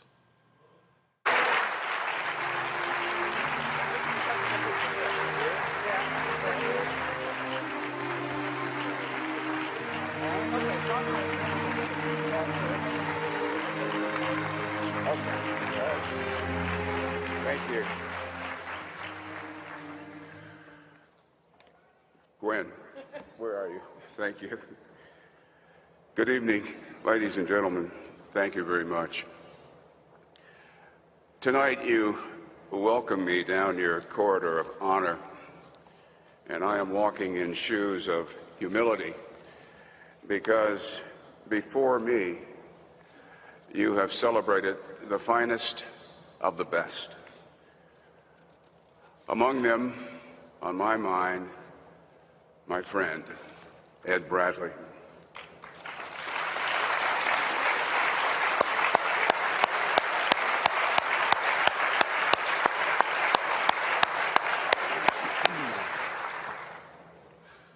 Confession. I feel uneasy. And I feel uneasy because praise makes me itch. I want it, I like it, but I can't spoon with it, you know? I refuse to. It's my way of keeping myself honest and remembering my mother's words. You can always be taken down a buttonhole lower. My wifely friend of 33 years, Linda, has lovingly done that from time to time.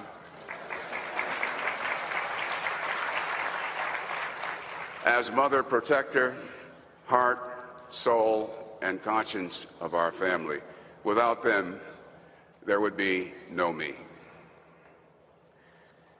In all the seriousness of my journalistic life, there's been an impish little boy, hidden away but reappearing at signal moments to remind me of life's wonderments, people's goodness, and tomorrow's possibilities. So many times that little boy saved me from becoming embalmed with cynicism and stereotypical thinking and viewing others through and with negative prisms and mirrors. But then and now, there is code red reality. Journalists, hear me tonight. There are some owners in our business, some bosses, parent companies, whose profit fixation and staffing directives and decisions sabotage the public good they profess to serve.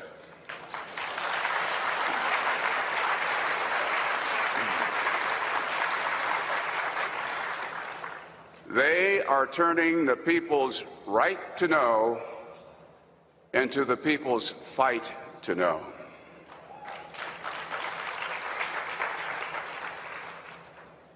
Beyond this ballroom tonight, white males, wake up. Wake up. Globally, you are an island speck in an ocean of color.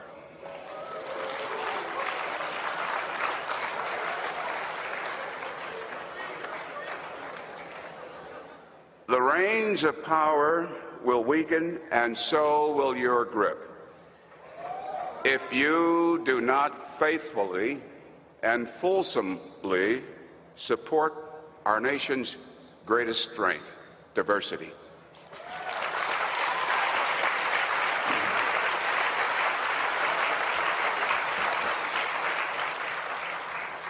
If you do not share, you will lose. Diversity. Diversity is not racial, ethnic, or gender encroachment. Diversity is our national survival. To you caught in the middle, stay vigilant. You must stay strong. You must carry on. If not you, who? To you, starting careers, embrace risk. Mold change, making it work for you. Better to walk the plank of change than regret steps not taken. Work hard at working hard. And finally, to you, I say this. Never fear truth, but be afraid of missing it.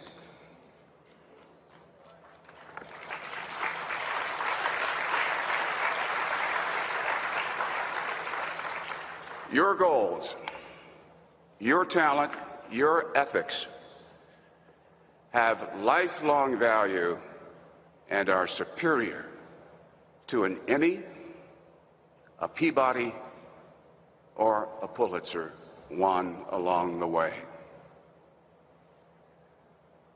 For this grand moment in life tonight, I thank you.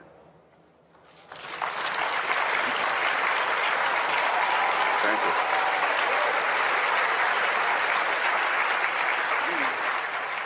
you. Bernard Shaw dead at the age of 82. Greg, I saw you responding to that. Again, to me, those are the words that need to be spoken on CNN, on the air, not just to media executives, but to all these white men in power in this country. Well, Roland, that's one of the reasons, thank God, you're not at CNN and you're here in a place that you built. Imagine how Bernard Shaw would have sounded if he could have said that every day on the Black Star Network, or Charmaine Hunter Galt, or Gwen Ifill, or, as he mentioned, Ed Bradley, graduate of Cheney State University, or Max Robinson, for that matter. At that same ABC that Bernie Shaw started at as a young reporter in the 60s after having come out of the Marines, of course, the great Chicagoan Bernard Shaw, who interviewed Martin Luther King, who covered Watergate, who, as you say, become the first chief anchor at CNN, but then did it in a way, and as he's talked about in interview after interview, did it in a way that radiated coolness. And of course, on CNN, they're going to have him talking about Baghdad. Of course, they're going to talk about the Iraq War and how he was cool there. But that's who. Yeah, they ain't going to play that speech. Oh, no, hell no. Of course not. Again, this is the only place. And I guess what I'm saying is I'm sitting there listening, brother, and thinking about that elder and his dignity. And we think about so many of our elders, women and men, and their dignity, giving these pronouncements, these kind of valedictories, these kind of passing it on. We realize when people say, and they'll say it, of course, all the black folk, all the black talking heads in these places will say, we stand on their shoulders. But do you? See, when we look at you, brother, we see someone who truly stands on the shoulder because, as he said, my dream wasn't to be the black at CNN who had to stay cool the whole time, which means at some point early in the 2000s, he retires and said, I'm going to spend this time with my family. It means not having to make that choice because you control the platform. There will never be. We've passed the peak of network news, as you remind us all the time, cable-based news, as you remind us all the time. It is now the streaming universe, and you saw ahead, which means finally that to stand on the shoulders of a Bernard Shaw, to stand on the shoulders of an Ed Bradley or Gwen Ifill or Max Robinson or Charmaine Hunter Galt and so many others, to stand on their shoulders means literally to say, we are going to build, because of their sacrifice and enabled by their sacrifice, we're going to build the platform they would have loved to have worked at the whole time. And ironically, that platform looks a whole lot more than the platform of the shoulders on which they stood, the Mal Goods and the Robert Abbotts, as you remind us, and all of the folks from the Defender and all the folks from the Courier. It looks a lot more like that independent black media that preceded them than it does being their followers in these white spaces who have to sit there and bite their lips until they can't stand it no more. And like Don Lemon turning from a courtier to power to the #1 critic because you just can't take it no more. Well, Don, you could always come to the Black Star Network, brother. But, Bernie Shaw's dream wasn't for you to follow him at CNN. Bernie Shaw's dream looks a whole lot more like Roland Martin than it does Don Lemon. The lesson learned, Queen Elizabeth 96, Bernard Shaw 82, David Arnold 54. The reality, and real quick, Reese and Erica, before I go to my next guest out of South Carolina, no one knows the day, the hour, the minute, the second. So you've got to live every single moment to the fullest. As Ambassador Andrew Young always says, when he wakes up, he says, guess God ain't done with me yet. Yeah, and I mean, I used to see David Arnold all the time at the Laugh Factory at Chocolate Sundays. I saw him out with his family once at lunch, and he was just such a great spirit. He wasn't one of those comedians that every other word was bitch this, motherfucker this, not that I have a problem with that, but he was just a really good stand-up guy who was really, really funny. So I just want to, speak on him for a second because I've seen him so much over the years, and this is really a true tragic loss. Erica. Well, just I would encourage everyone to listen to that NPR interview. It's 11 minutes if you listen, or if you want to read at your leisure. But something that Mr. Shaw said throughout, and an abundance of condolences to the Arnold family and to the Shaw family, and to those people who were, you broke the news about what happened in Uvalde. What Mr. Shaw said in that NPR interview, and he kept saying, and talking about success, and he said that it will cost you. It will cost you physically, it will cost you mentally, and I hope and pray that folks survive. So I think that hearing those words from somebody who was so able to reflect in such a meaningful way about what it means to trade in family for success, or to really try to balance that it definitely will cost you. So again, condolences to some wonderful people that we've lost here recently. Indeed. Got to go to a break, folks. When we come back, we will talk with a South Carolina state legislature who let her colleagues know, y'all keep acting a fool. Keep acting a fool. You gonna deal with this. Wait till we show you what she had to say and talk to her. You're watching Roland Martin Unfiltered right here on the Black Star Network.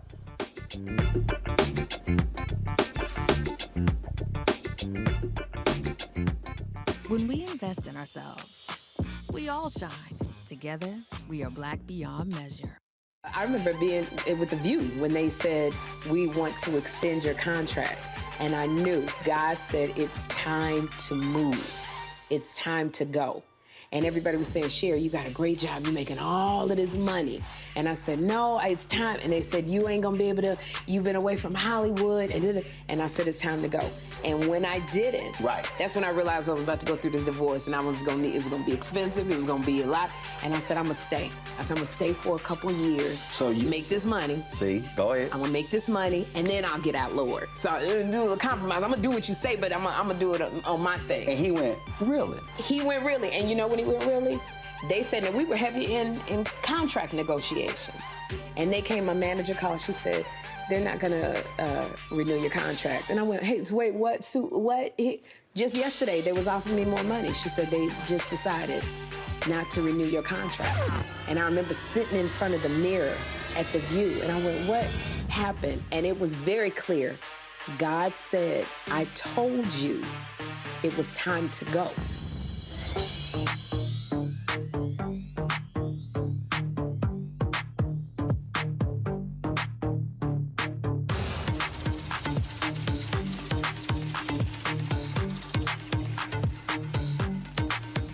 When we invest in ourselves, we're investing in what's next for all of us.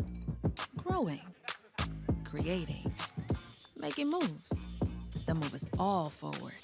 Together, we are Black beyond measure. Peace and love, everybody. I'm Purple Wonder Love. Hey, I'm Donnie Simpson. What's up? I'm Lance Gross, and you're watching Roland Martin Unfiltered.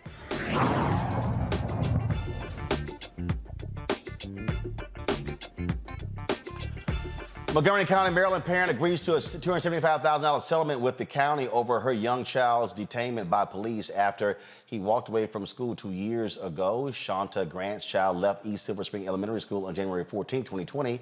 Police officers Dion Holliday and Kevin Crispin found the boy, who was 5 at the time, about 2/10 of a mile away from the school.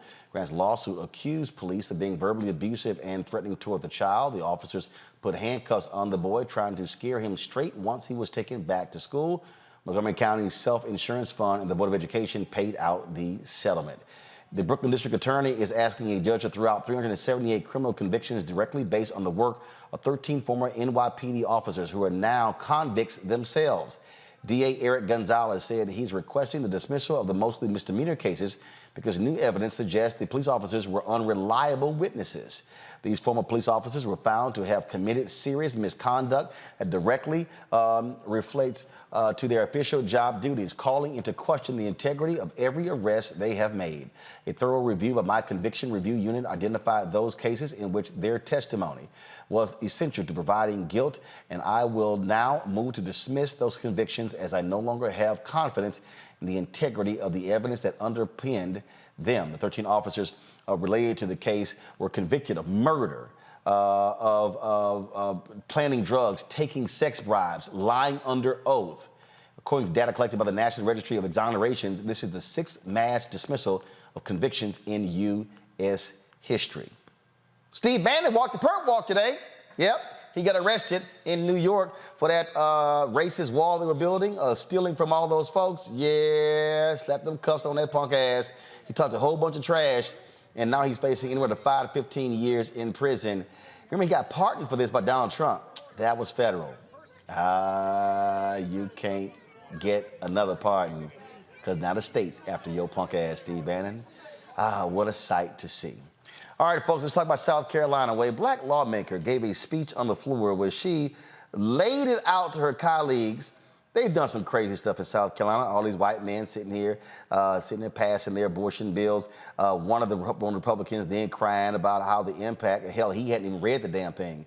Well, State Representative Gilda Cobb-Hunter stood before her colleagues earlier this month, telling voters to take their personal feelings out of the ballots. Watch this. Voters out there, I like all of these people in here, don't have a thing against them. Listen, this is not personal. This is business. And too many of you have made your choice at the polls personal. You have voted for people because you go to church with them, you like them and they're nice people, you golf with them, you play bridge, you do all of those kinds of social interactions. What I want you to start asking voters is the question that was asked by one who probably would be considered a rhino now with this current crowd, and that's the former President Ronald Reagan. The question that he asked, are you better off now than you were before?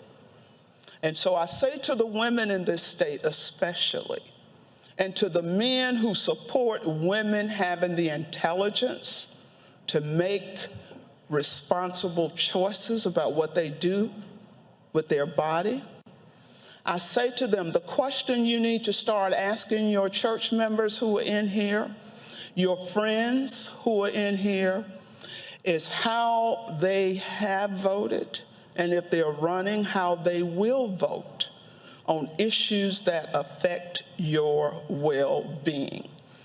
And at some point in this country, when we have voters who stop falling for the red meat that is way before them, the distractions that keep you off of what is really going on, then you will make better choices at the polling booth. And for those of you who are harboring what you're going to do to me in the event that I do get elected and come back, bring your A game. Because guess what? There have been many who have come before you and have sat right in some of these same seats, right, Mr. Valentine? And had all kinds of plans about what they were going to do to Cobb-Hunter. I won't tell you where some of those people are now, but it don't matter to me. Like I said, this is not my life. I had a life before I came here. I'm going to have one when I leave. Bring your A game. Representative Gilda Cobb-Hunter joins us right now on Roland Martin Unfiltered. Lord, you done let them folk know, don't play with me. Hey, Roland, how are you? I'm doing great. What precipitated that floor speech? Well, we were talking about abortion again for the long, and I was just at a point where I'd had enough of hearing. It was just at a point where enough already. Let's just get it on. You know what you're going to do, and it was something that I felt compelled to say. I sat here and watched that, listened to it really for the first time. But it was just a matter of saying, look, I am not one of these Democrats who believe in turning the other cheek. I am not passive. I have absolutely no problem with standing my ground, to borrow a bad pun.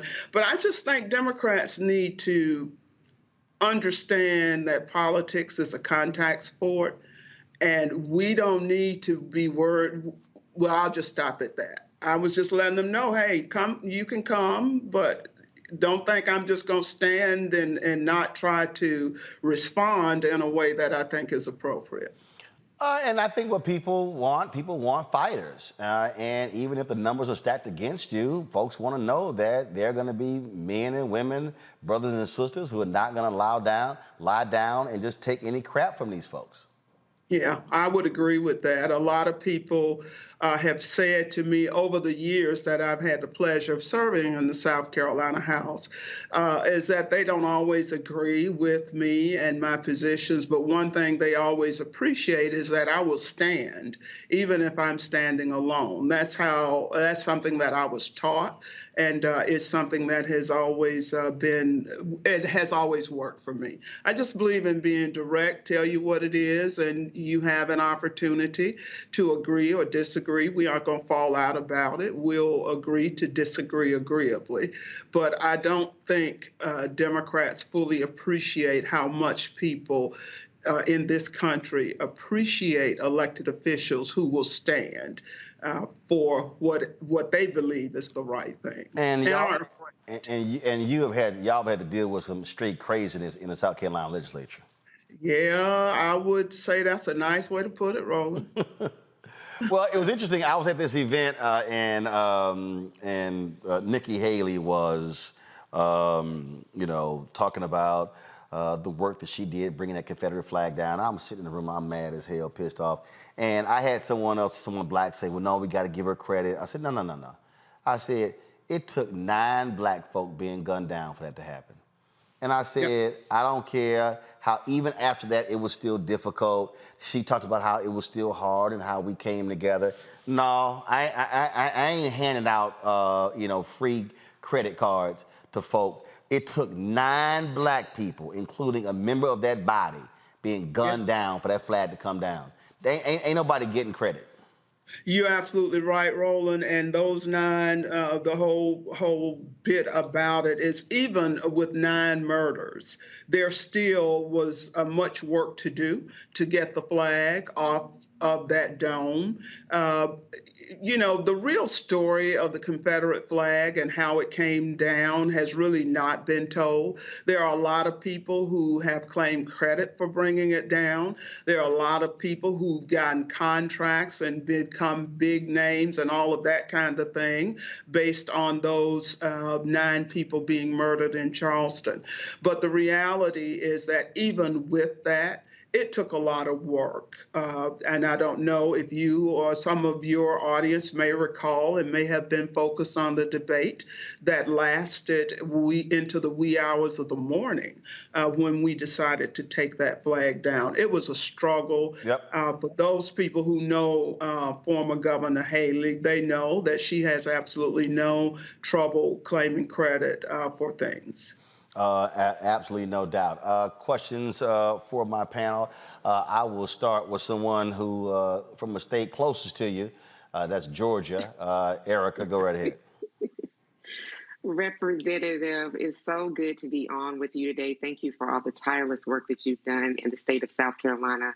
And so my question for you is specifically, what are you hearing from your constituents in terms of your leadership, what they expect from you, and what they see coming down the pipeline as we enter into midterms, into a general election, especially with the fire and boldness that you present? Well, my constituents, thank you, and it's great being with you as well. What my constituents are expecting is that I will continue to fight for them, to stand for what's right, to be a voice of reason, and to be a voice that is not afraid. Coming down the pike, there is much work to do in this state as across the country, and getting people to understand what is at stake in November. Quite frankly, that bought and sold Supreme Court did all of us a favor, I believe, when they overturned Roe v. Wade. And by the way, I think it speaks volumes that you've got men and women sitting on the highest court in the land who actually lied to get their seat. And so what I have spent all my time trying to do and will continue to do is engage people in the importance of getting registered and getting out. You know, we talk a lot about voter registration. We don't talk enough about voter education. And voter education includes registration, but you can't just register people and then expect that they will go out and vote. We've got to tell and talk to our communities about why it's important that they go out and vote. And so many times we as elected officials don't do that. We come around 6 weeks if we're lucky. In a lot of places, it's 2 weeks. We come around and to be, you know, this stuff, and I don't mean to be whatever, choose your word, but this business that we used to engage in by saying to people, oh, you know, people died trying to giving you the right to vote and all of that, that does not work anymore in a lot of communities like it used to.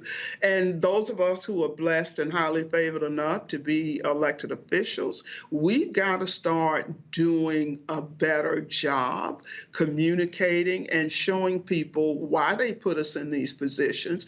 And quite frankly, I'm sorry, with all due respect to everybody out there who serves, who looks like me, if you ain't doing nothing, you need to move on out of the way. We got too many people in positions of power who are just glad for the title and the tags. They're just glad to be there. And a lot of the problems in our communities is because I believe we've got elected officials who are more concerned with that title and that tag and maintaining that as opposed to changing things in their communities. Reese. Thank you. Thank you, Representative, for your leadership. I'm curious, do you see the needle moving at all with the attempt at a total abortion ban in your state? I know you talked about the need to reach out to voters and move beyond just the rhetoric around the importance of voting. But in this moment, are you seeing that people are just more motivated to kind of fight against what they're seeing in the state? Or do you think it still hasn't really clicked with people yet what's really at stake? I think the answer is both of those. Yes, there are some people who are motivated and are out here working, but on the other hand, there are some who are not.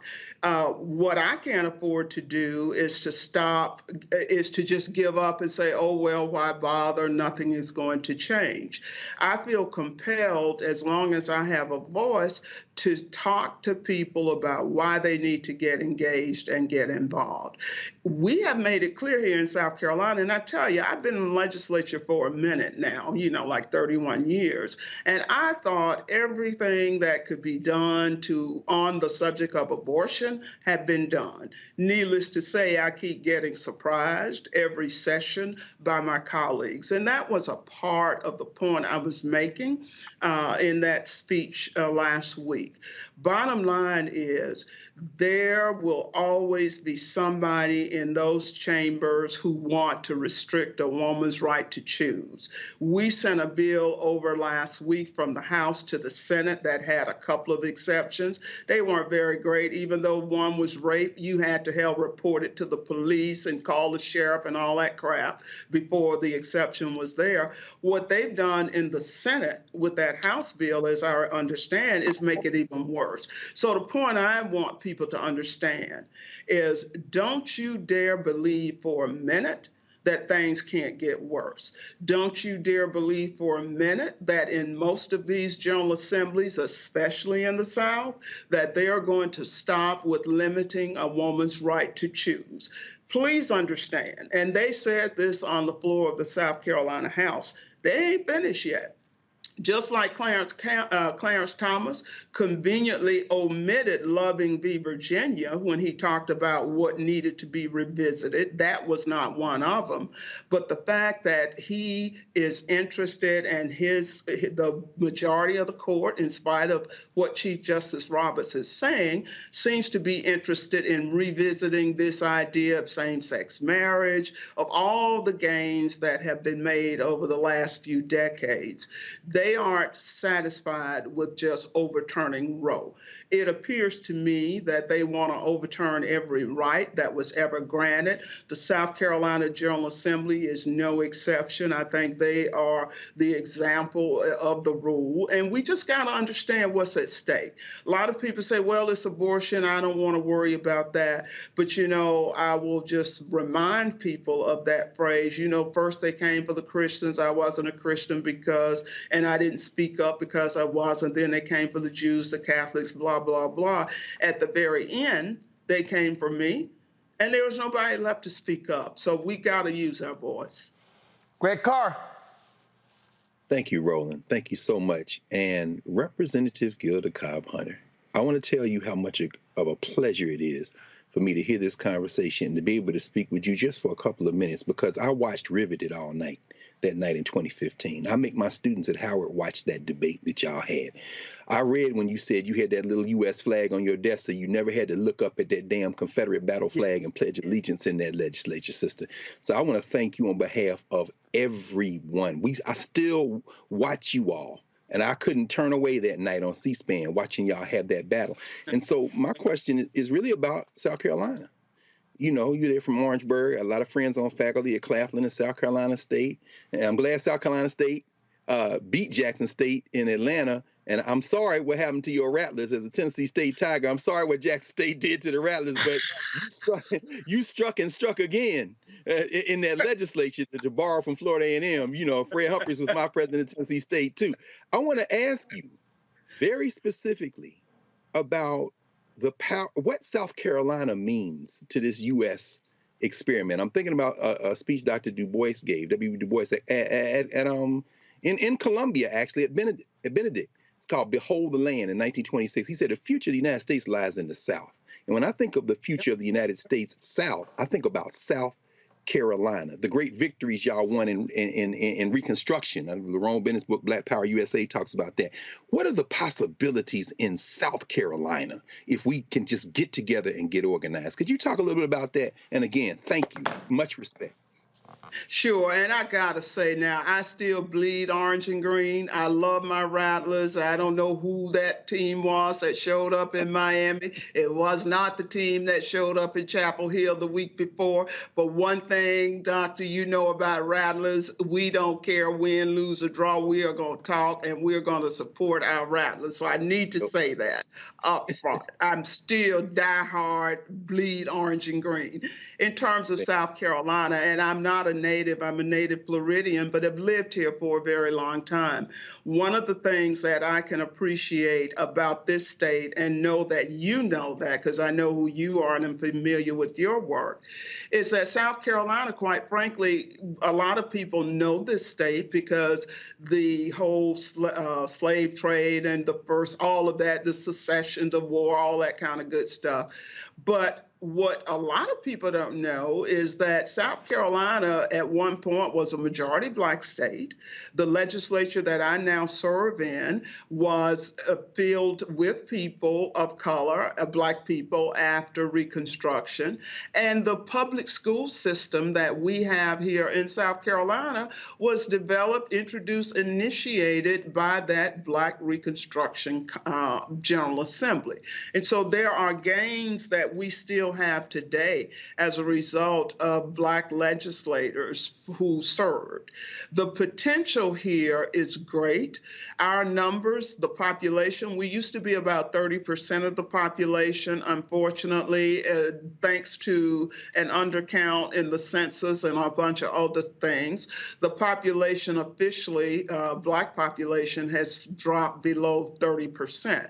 That notwithstanding, we still have people in positions in this state who are doing good things. I don't think our electoral advantage or our electoral potential is what it needs to be, but that same thing can be said in other states because of gerrymandering, redistricting, and all of that.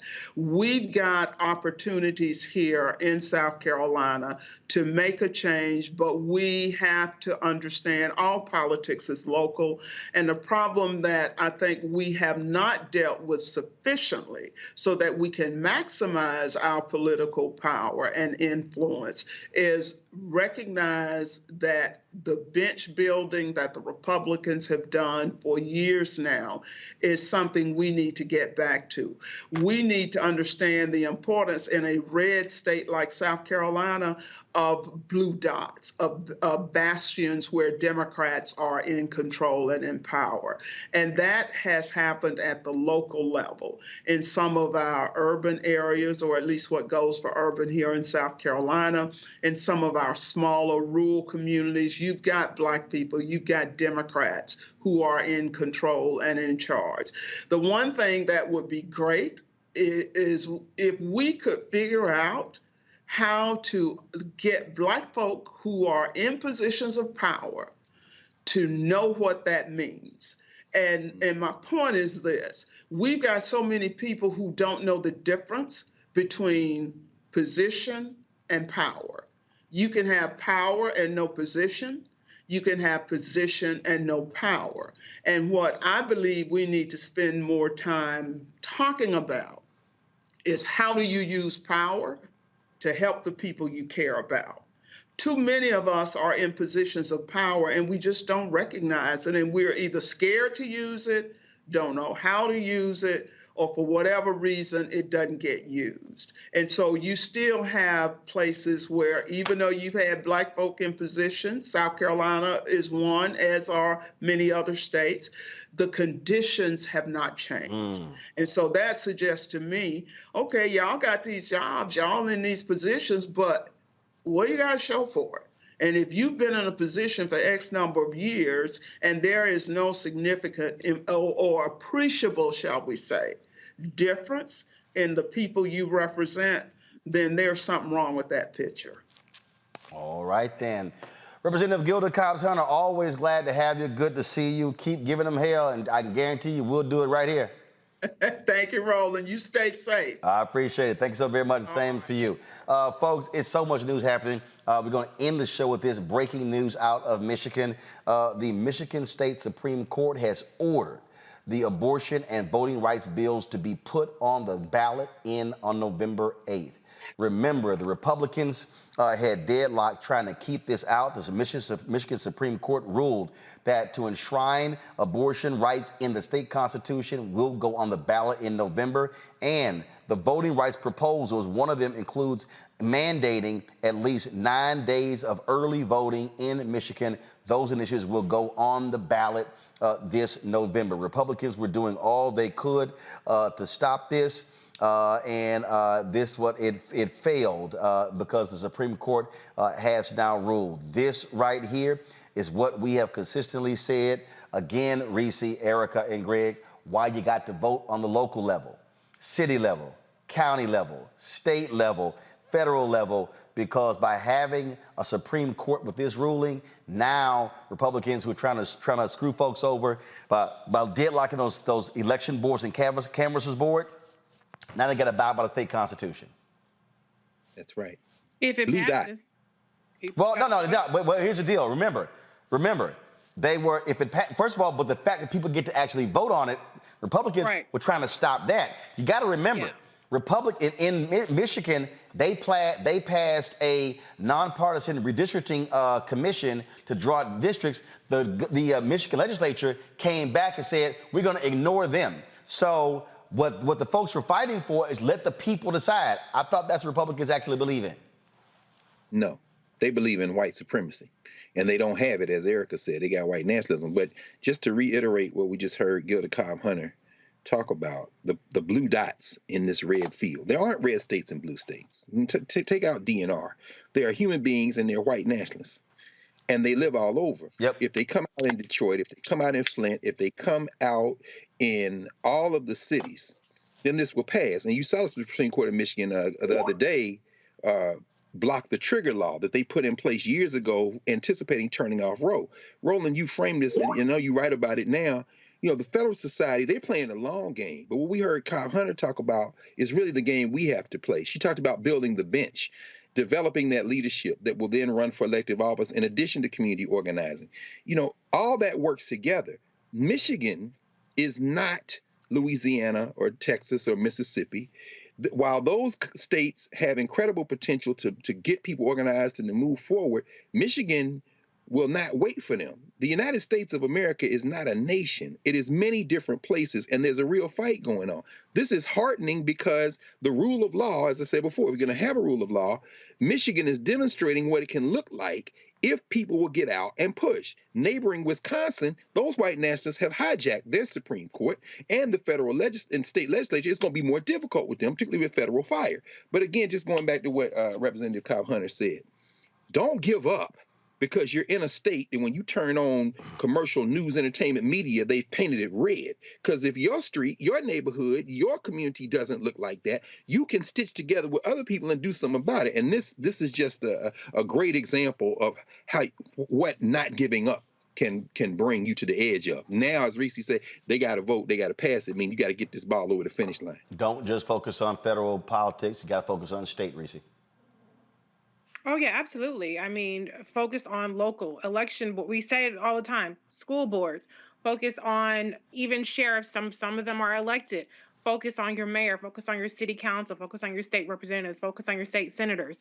There are states where you have a Democratic governor, but you have a Republican legislature like Pennsylvania. And so leave no stone unturned. The other side isn't doing that.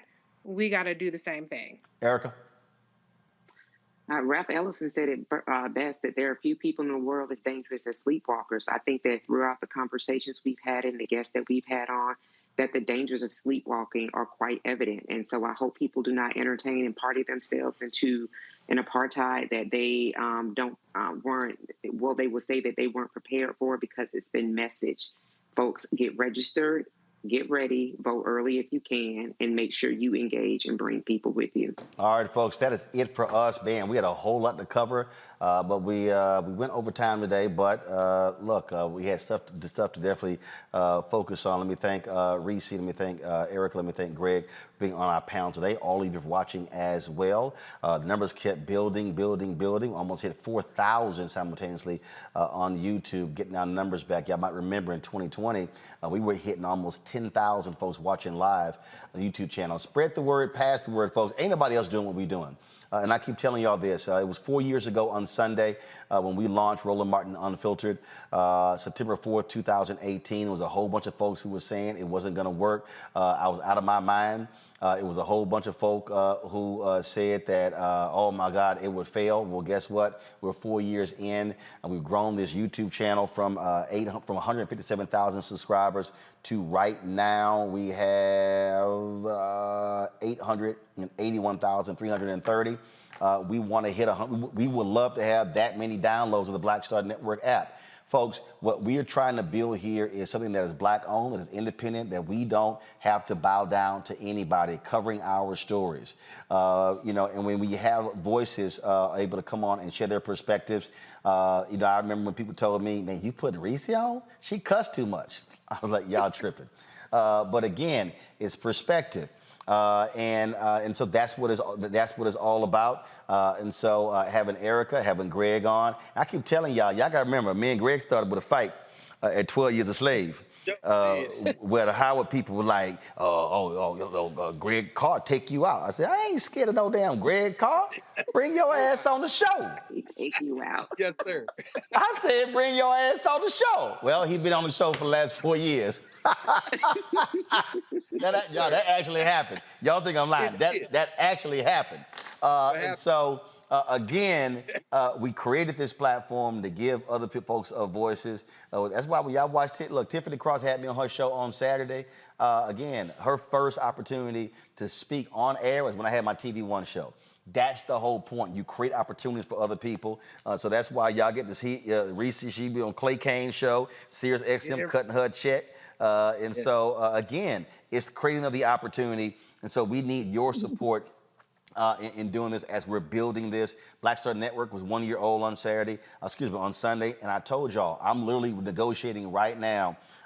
We hope to have our 24-hour fast channel up by the middle of October in time for midterm elections. We're going to have that night a minimum of 6 hours of live coverage of the midterm elections, similar to what we did the presidential election in 2020, the same as the midterm election in 2018.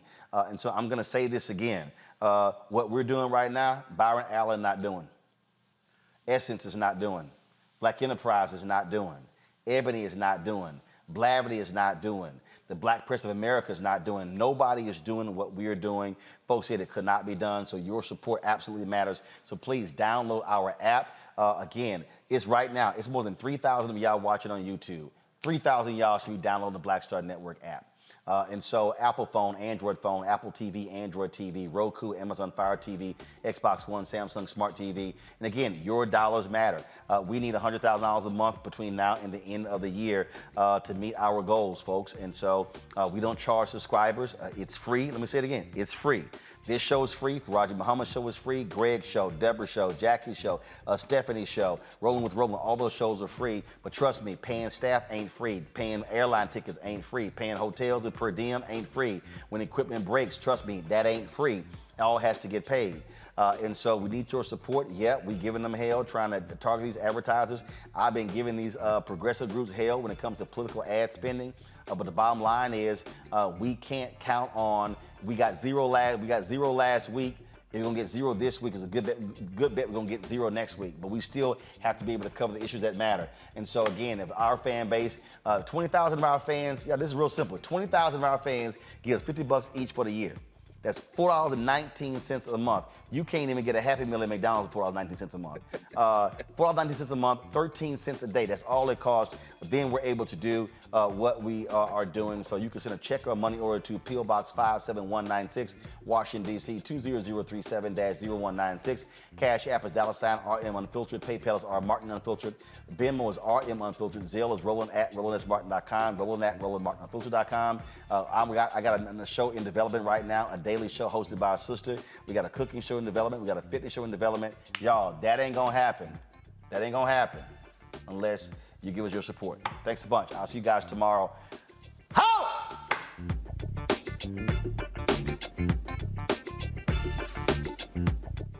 And what happens in Black culture.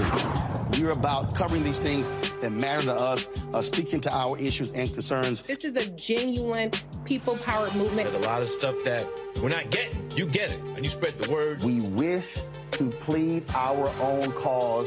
Too long have others spoken for us. We cannot tell our own story if we can't pay for it. This is about covering us. Invest in Black-owned media. Your dollars matter.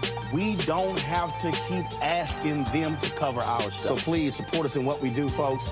We want to hit 2,000 people, $50 this month, raise $100,000. We're behind 100,000, so we want to hit that. Y'all money makes this possible. Check some money orders. Go to P.O. Box 57196, Washington, D.C. 20037-0196. The Cash App is $RM Unfiltered. PayPal is R Martin Unfiltered. Venmo is RM Unfiltered. Zelle is Roland@RolandSMartin.com. When we invest in ourselves, our glow, our vision, our vibe, we all shine. Together, we are Black beyond measure. When we invest in ourselves, we all shine. Together, we are Black beyond measure.